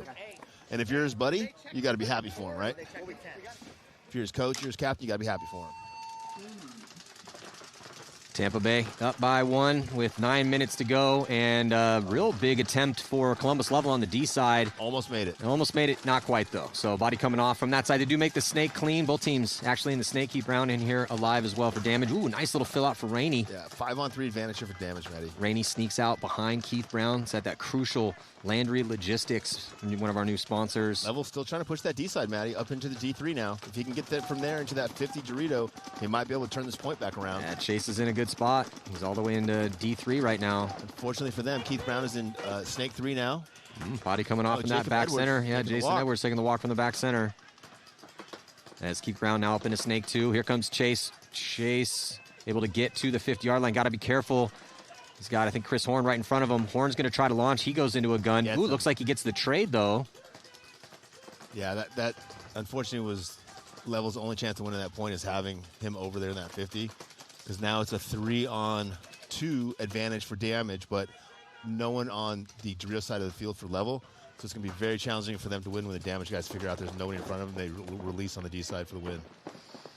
Keith Brown also could go inside on the highway here. There's no one that's really to stop that with the snake corner and Snake 1 looking inside. And hey, as we say it, here goes Keith Brown on the highway. Oh, Keith Brown gets caught by Danny coming over the top. That was amazing timing. Spidey senses were tingling for Danny Schonauer. Because Matt Askren, you could see here, Matt Askren now ripping the lane down that sideline to try to put Rainey in, which is going to give Danny some breathing room. But Matt was feeling the pinch there for a little bit. Yeah, for sure. Okay, so Rainey's got to clean his gun real quick. And kind of have to figure out where he's going to put his next stream as the body's starting to drop right now for Tampa Bay. He does have a teammate back corner bunker on the D side. Yeah, 22. Both teams with 2 players. Level with both their players snake side. Damage with their players split into the corners. Very close game. Level down by 1, so Damage is not in a hurry to run down this field and try to find out if they're missing a guy or not. They'd rather just play a little bit longer, slower point, dink out one of the Level guys, wait until it's a 2-on-1 and close out with very little risk. Big move forward in the snake. I love that. Can put more pressure on that D side corner. Rainey's 100% inside over here on the snake corner. I believe he thinks there's someone left alive on the Dorito side because him and I think it's Jason over there playing those bunkers super tight. I think it's Jacob. Jacob, okay. Yeah, I thought Jacob got shot at the back center earlier. I think that was Jason. Okay. It's 31-13. They're brothers, right? I mean, come on. Yeah, Jason does a little big. Older brother, a little bigger. A little more muscular? Is that what you're saying? Yeah. Why not, right? Might as well give it to him. Got that big brother strength, you know? Don't you have a big brother? I do, yeah. Did you finally get him? Oh, yeah. That was a very definitive. So Danny trying to finish this one out here after, biding his time. Had a lot of time, decent amount of time to work with, trying to make sure that they can try to get this point. He's going to try to pinch out Jacob there, and then he's going to check back off, do a little tactical retreat here. Love how creative he's being. Good communication from the corner. Askren, back corner bunker, and our eye in the sky. So, yeah, back corners for Tampa Bay, and just Danny and Matt Askren over here on the snake side. So, typically the team that has the field spread has a little bit of an advantage. Oh, he got Rainey on his foot. Yeah, but with the way that the power of the snake, and it's but they did get the shot on Rainey. Yeah. So Jacob trying to be the hero again. Oh, just got shot on the bounce shot. So Jacob able to get the kill on Danny, and does that leave Matt? So Matt is still alive. No, Jacob got both of them. Oh, Jacob Edwards just continuing to have clutch performance after clutch performance. You've heard he's good at one-on-ones, right? He's Yeah. also really good at two-on-ones. Yeah, we got some new, just came out this year, coin duel, courtesy of Hormesis. So they're actually 1-on-2 coins. So I got another coin for you here, Jacob. That was my idea, just so you guys know. That was not Rich's idea. In the very beginning, I was like, if he wins 2-on-1, shouldn't he get 2 coins? And Matt's like, no, shut up, Rich. I mean, Jacob he's always been good. He came up as a 14, 15-year-old phenom out of Florida, making a name for himself at a young age. But my God, talking about clutch performances that he's had recently, there he is on your screen, left-hand side. This past year, he won a 1-on-1 versus Brandon Cornell in Texas last year to get their first win in about a decade, and then did it again at the last event, helped the team come out of the wild card round to get the victory and now winning a 1-on-2. I feel like the damage guys have a little bit of an advantage. Like, they kind of always understand where everyone's at on the field and what they need to do at the right time. They just have that experience and that intelligence. Well, Fedorov back in here. Tyler Harmon getting a check. Took a bounce going to that juice box. Bears up into snake 3 with Graham. Yeah, Scotty Graham in a really good spot here in snake 2. Running referee coming in, check out player for the Bears in the back center. Running referee is typically not a good sign. Probably going to see a penalty, and we do. Back center cannot get a penalty there. Houston Heat with 5 now. Bears with 1. One snake side. Is there anybody other than no? And snake corner. So 2 for the Bears, 5 for Heat. Heat's got snake 1, juice box, snake wing, and Dorito 3 over there. Houston Heat might have had one guy slipping off. Houston Heat now in the Dorito 50, and no Bears are left. Yeah, solid point for Heat. Got a little bit of a gift with the minor penalty in the back center, and they made the most of it here. They're going to tie this game up with a lot of time left still. And 5 alive. Yeah, perfect point for them, making extra sure that everybody's dead. And Ryan has seen enough. He's going to run in and hit that buzzer.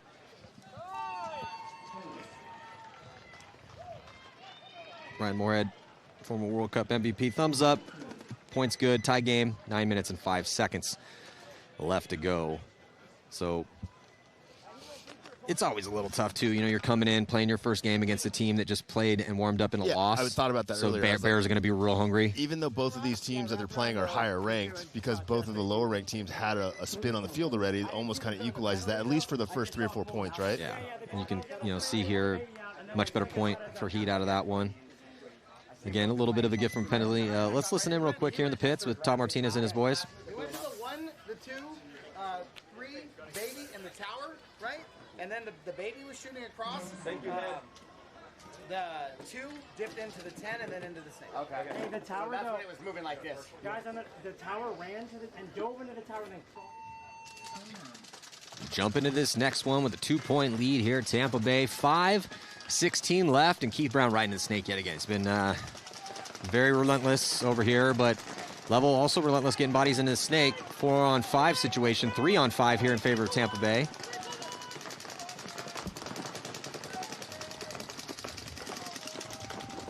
Keith Brown going forward from snake 2, snake 3.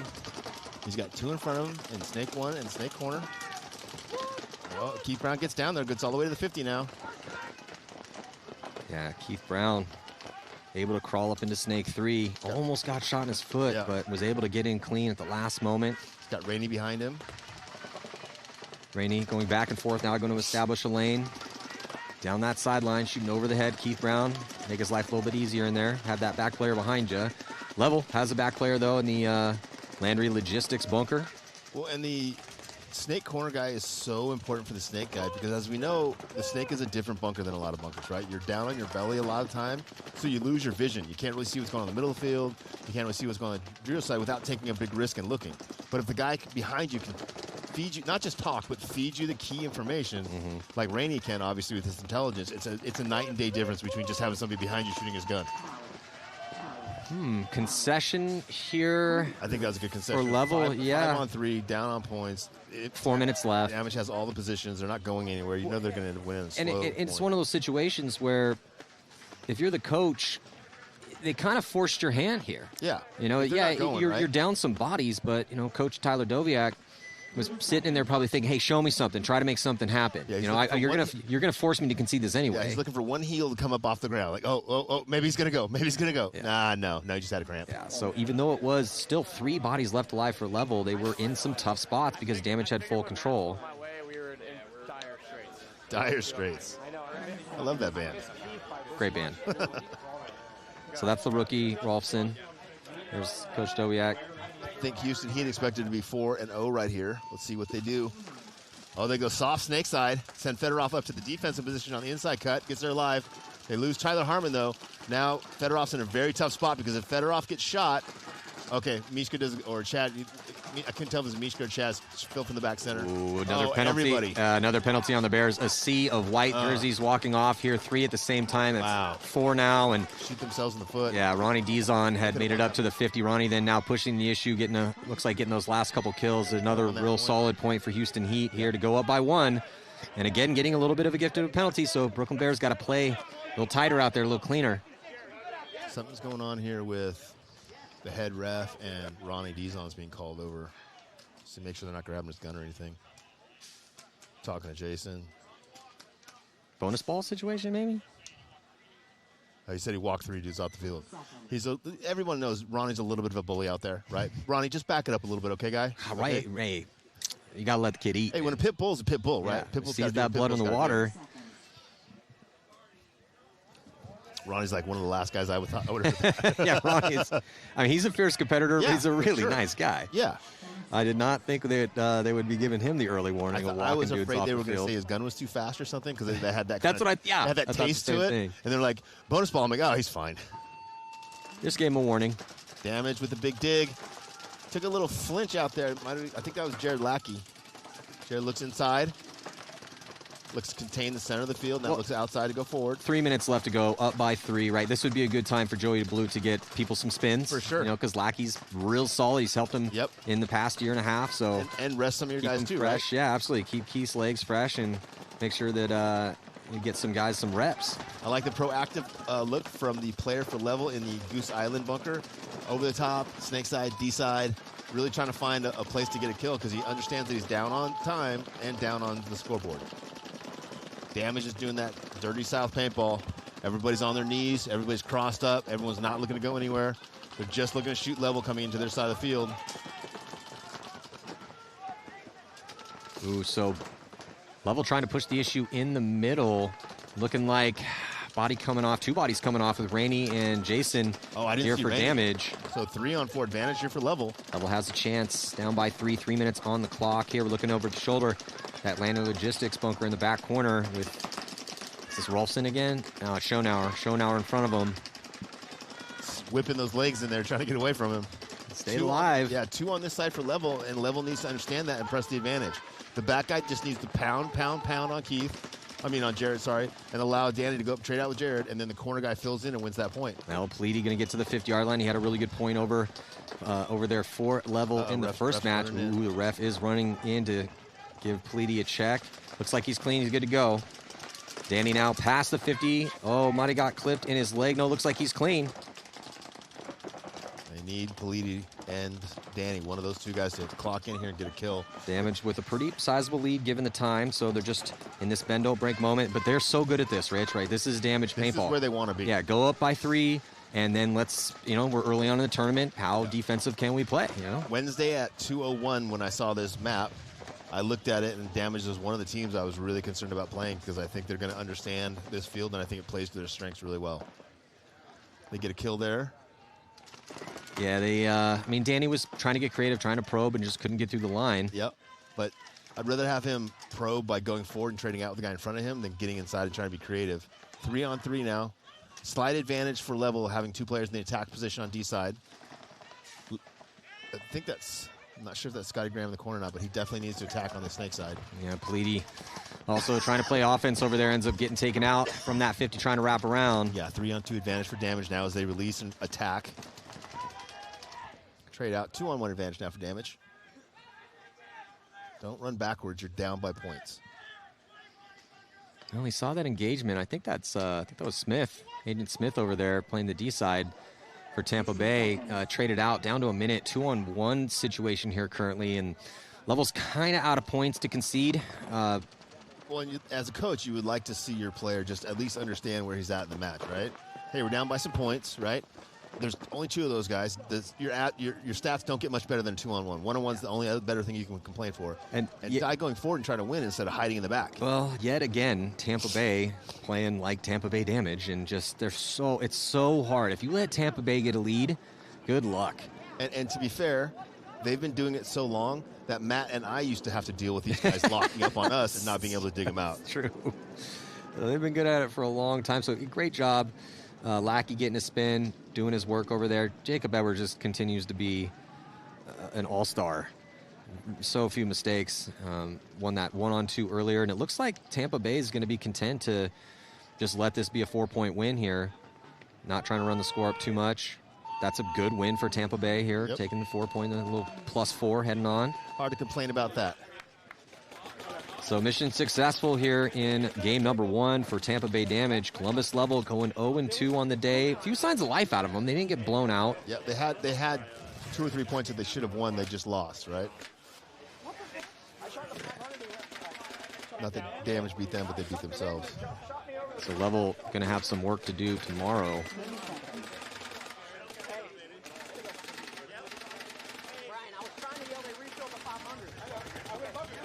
So still a lot more, a decent amount of time left in this Houston Heat battle with the Bears.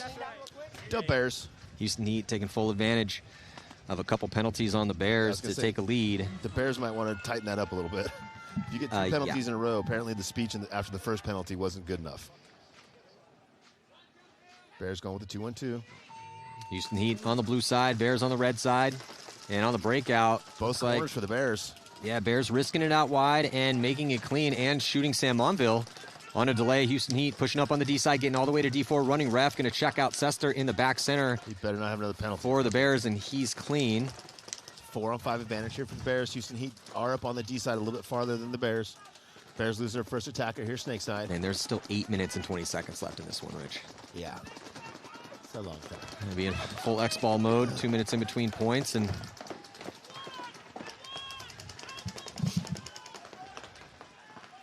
so the Bears losing Baltimore 4-on-4. No one in the snake for either squad. Fedorov's actually in snake 1. Oh, there he is. Okay, peeking out and moving up, too. This is what he would try to do the last point when he got caught, is moving inside to that little laydown wedge, which, again, is kind of a defensive position. So I would like maybe my second or third snake guy to do that, but I want my first snake guy really put enough pressure down the field that everyone on the other team has to focus on him all the time, right? Connor Kelly getting a spin, playing that back corner, getting in here with Fedorov. So it's both Fedorov and Connor Kelly here in this rep for Houston Fedorov Heat. Over the top, getting shot again. It's very sloppy for him. He's usually so much more tight than that. So it's Tyler Harmon over on the D side now with Ryan Moorhead, who made that nice quick bump early on in this point to get all the way into outside D3. Well, that's a great combination over there with Tyler and Ryan, but the big advantage Tyler has is he's 7 feet tall.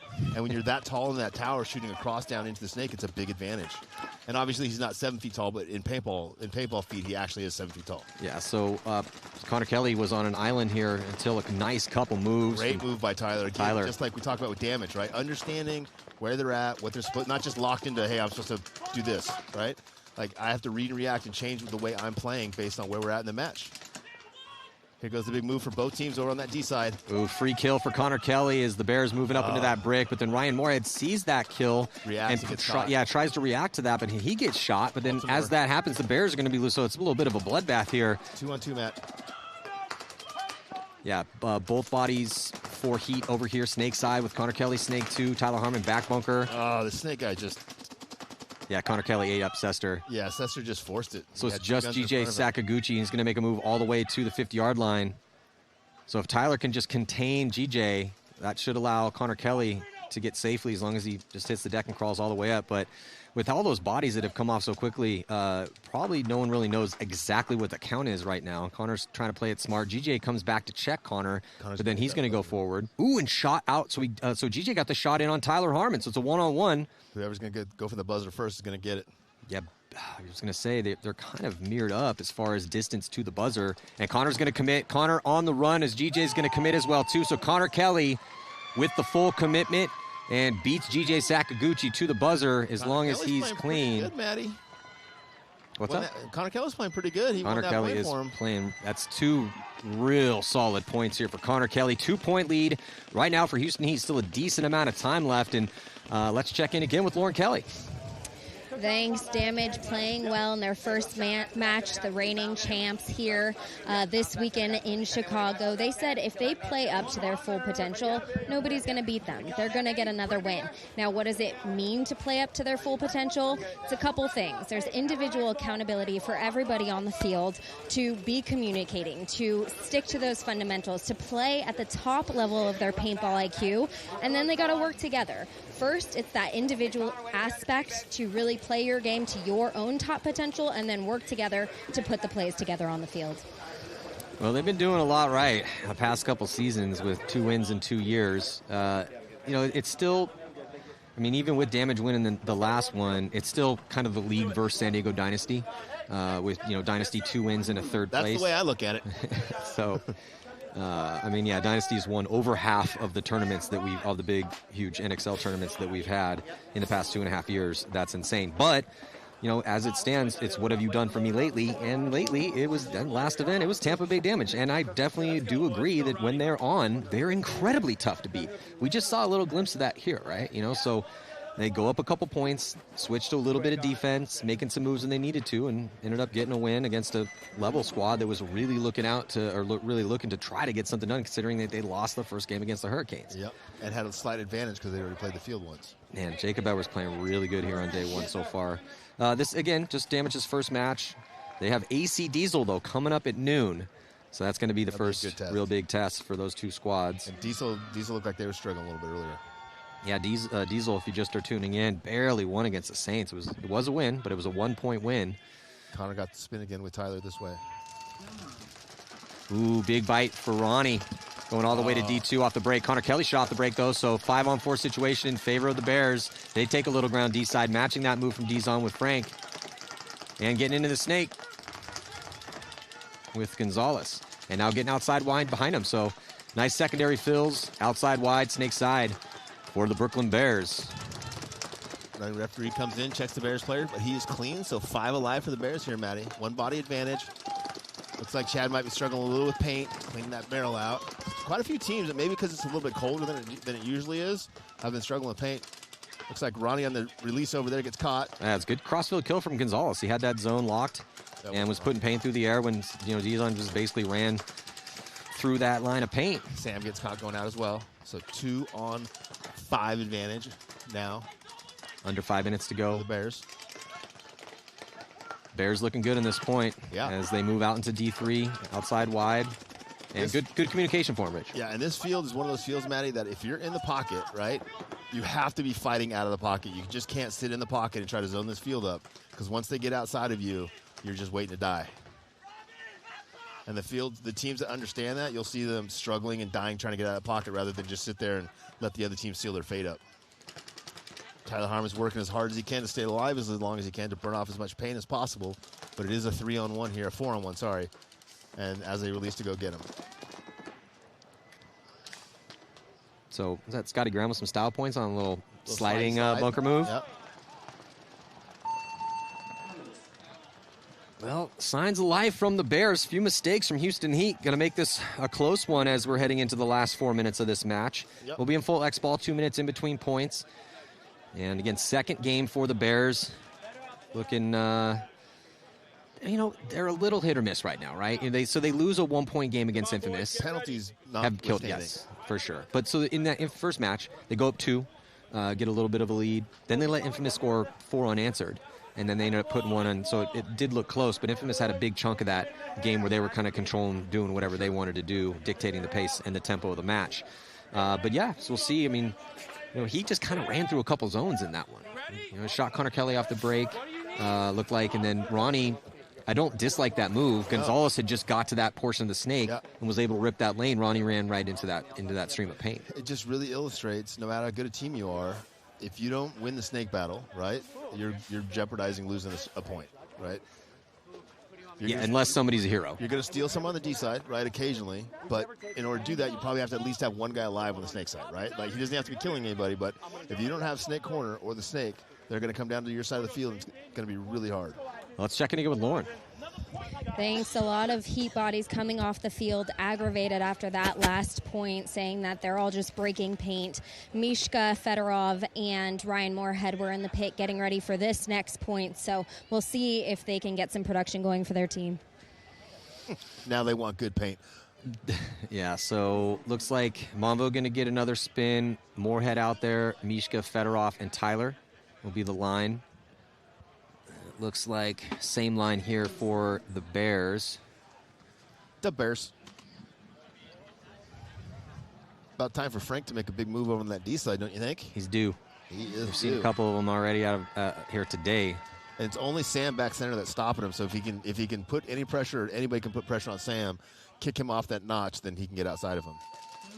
Two guns in the backfield for both teams, and it looks like first strike's going to be Houston Heat as Ryan Moore had taken a little bit of ground outside wide and quickly gets into D3. They're going to get that second body out of the back center with Mishka as he glides into the wedge, and then they're going to take the snake with Fedorov. So a 5-on-4 here situation. Gonzalez right back into the snake here for the Bears. He's into snake one mirrored up with Fedorov. And I like the aggressiveness of Houston Heat. They've got snake 2, the snake wing, and drill 3 over there. So they've got 3 guys kind of on the 30/40 yard lines.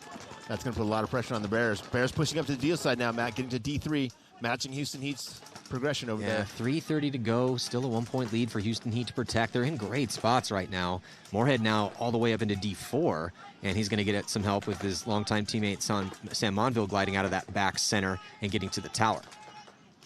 Putting a lot of pressure here on snake 1 for the Bears. Ryan repositioning from Dorito 3 inside, then back outside, trying to find the shot he needs. Well, Bears have also taken some ground on the D side as well, Rich, as they're all the way on the outside D3. Yeah, they're mirrored up over there, Matty. Doesn't look like Fedorov knows exactly what he should be doing the snake. He's trying to back up to look for a shot. Did Ryan go back outside to D3? Yes. Okay. He came inside, went right back out. That's good. Proactivity. Yep. Fedorov backs up, tries to get the cross shot on the D corner. Doesn't get him. Heat in good spots, burning some clock here. It is up to the Bears to push into these guns, and they only have 4 bodies to do it. So a disadvantage here for Brooklyn. They do have a body out wide to help out their snake body. The snake body, though, did do a little tactical retreat, get to the insert spot here in the snake. Well, it's kind of essentially snake 1. Yeah. I like seeing Fedorov here in the snake. That's a completely different look for them, and it's obviously going to present different looks for the opposing team. Well, it does allow them to get, I mean, but it's a little less scoutable. Yeah. And we'll see if he goes back and forth. But such a versatile player. But with no he Chad goes both George, ways. but with no Chad George, I mean, it's just anytime you don't have Chad George out there, it's tough because he's the guy getting the lion's share of the spins in the snake. And you need to have a couple guys playing that spot, right? In case somebody gets hurt or because somebody gets tired, you need someone else to have that look. Yeah, and Heat, I mean, Heat likes to play aggressive, so they typically, on average, will play a little bit more points than what the average will be for the entire league. But they're showing some real strong defense right now. For sure. T. Harm's in that God bunker called the snake insert, looking D side. Fedorov's looking D side. Mishka's trying to shut down the whole snake side by himself. Bears make it into the 50 Dorito. Let's see if he can get a shot in on Ryan over there. Minute 30 left to go. Bears with some offense on the D side now. Frank's going to follow up his front player. He's at D4 as Konstantin Fedorov going to cut to the inside from the snake. Yeah, he's got a great angle on that if they try to go past the 50 over there. They can't really do anything prior to the 50, but if they go past the 50, Fedorov's got a great shot inside of him. Tyler Harmon goes from snake insert into snake 1. Continue to look inside. So obviously the message from Todd was take these spots, lock this down, do not even worry about winning the point, just don't lose the point. Oh, there goes Ryan Moorhead. Well, that gives him a chance. Evened up 4-on-4. Monville's going to try to scurry out to the back corner. Bunker might have got caught, he got though. caught. Left forearm. Oh, no. Oh, good zone control here, getting that kill on Monville. So now it's a 4-on-3 situation. Bears have a chance. Fedorov drops. 39 seconds left to go. Mishka fighting for his life. Mishka gets dunked on by Frank. Tyler is eating bodies up right now as they are full court press as they do a little double dose of the bunker move. And Altamore sneaks through to hit that buzzer, breaks the buzzer off of the bunker at the start station. So the Bears able to get through the bend don't break moment here for Houston Heat. Houston Heat had a 5-on-4 advantage with all the spots. I think they might be struggling with pain a little bit, Matty. Ryan came off with his gun barrel in his hand, looking at his gun like, ugh. So maybe they're switching batches and it's going to take them a point because they had the spots. They were doing exactly what they wanted to do, but they couldn't stop the Bears. Let's listen in here. Bears with the momentum.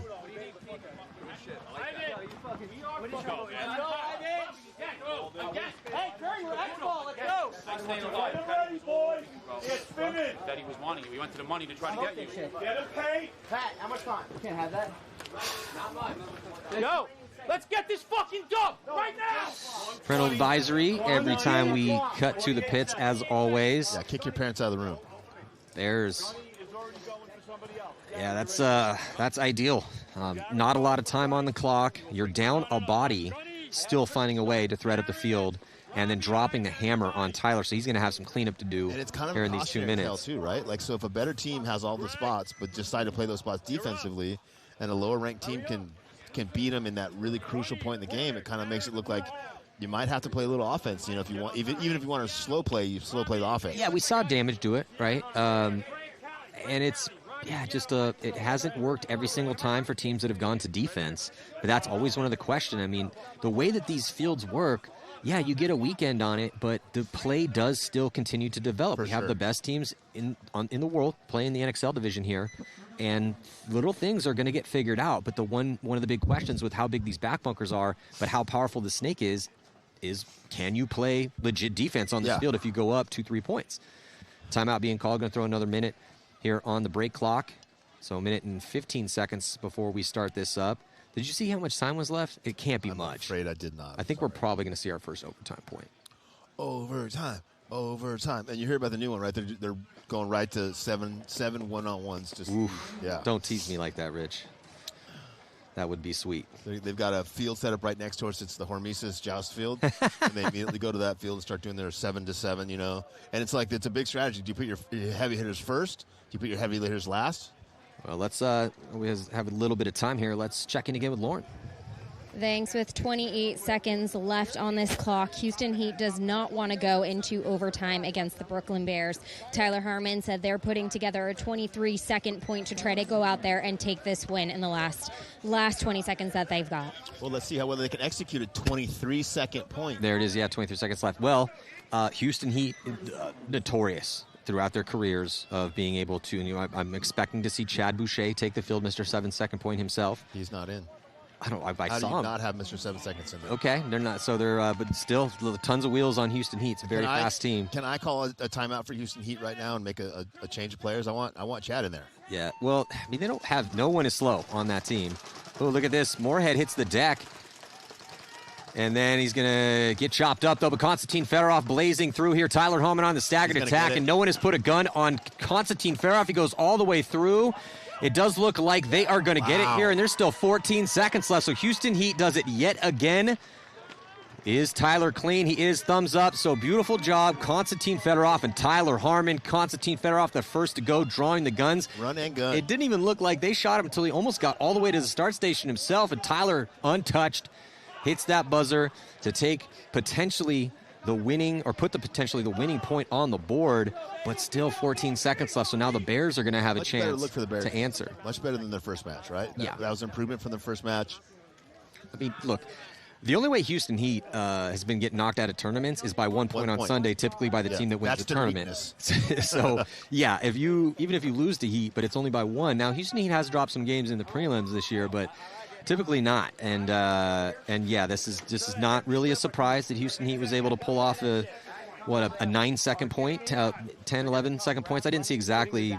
They said 23 seconds left, but I think there's still 14 seconds left. We'll see. Still incredibly impressive, but no surprise. So it was a 14-second point, looks like.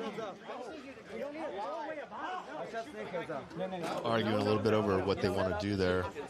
What they should all be doing is listening to Todd. Well, the biggest thing for both teams right now, no penalties. Yep. Major penalty under 60 seconds, immediate swing point. So if you're Heat, probably going to want to, you're not going to send the kitchen sink like they just did. No. But probably would be beneficial to throw an attacker up there, because then the players are going to be running up the field for the Bears, have to deal with that first attacker, maybe 2, and then keep those 3 guns in the backfield just blazing everyone that's going to be running right at you. Yeah, heavy guns on the break, option at the gut.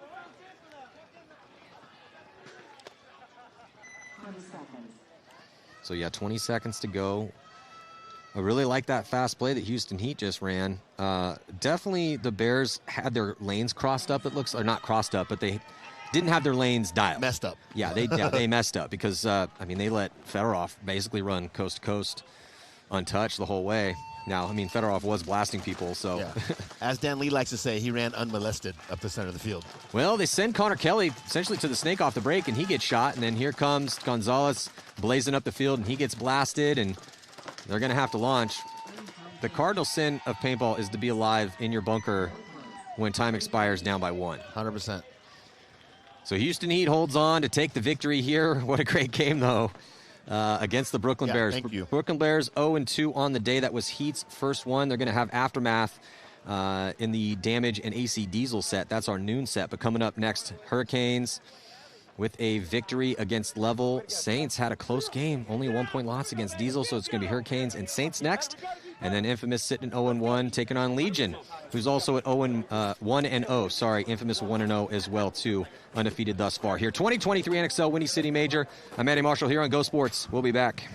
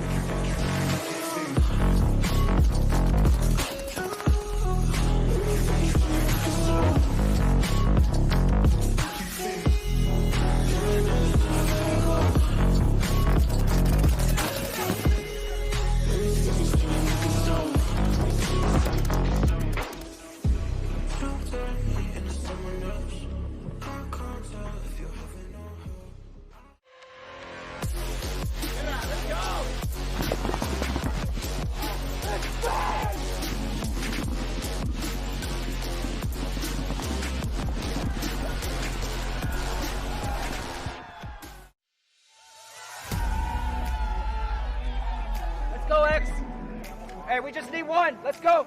Lo and behold, somebody took down Dynasty, and it was San Antonio X Factor in the semifinals in overtime.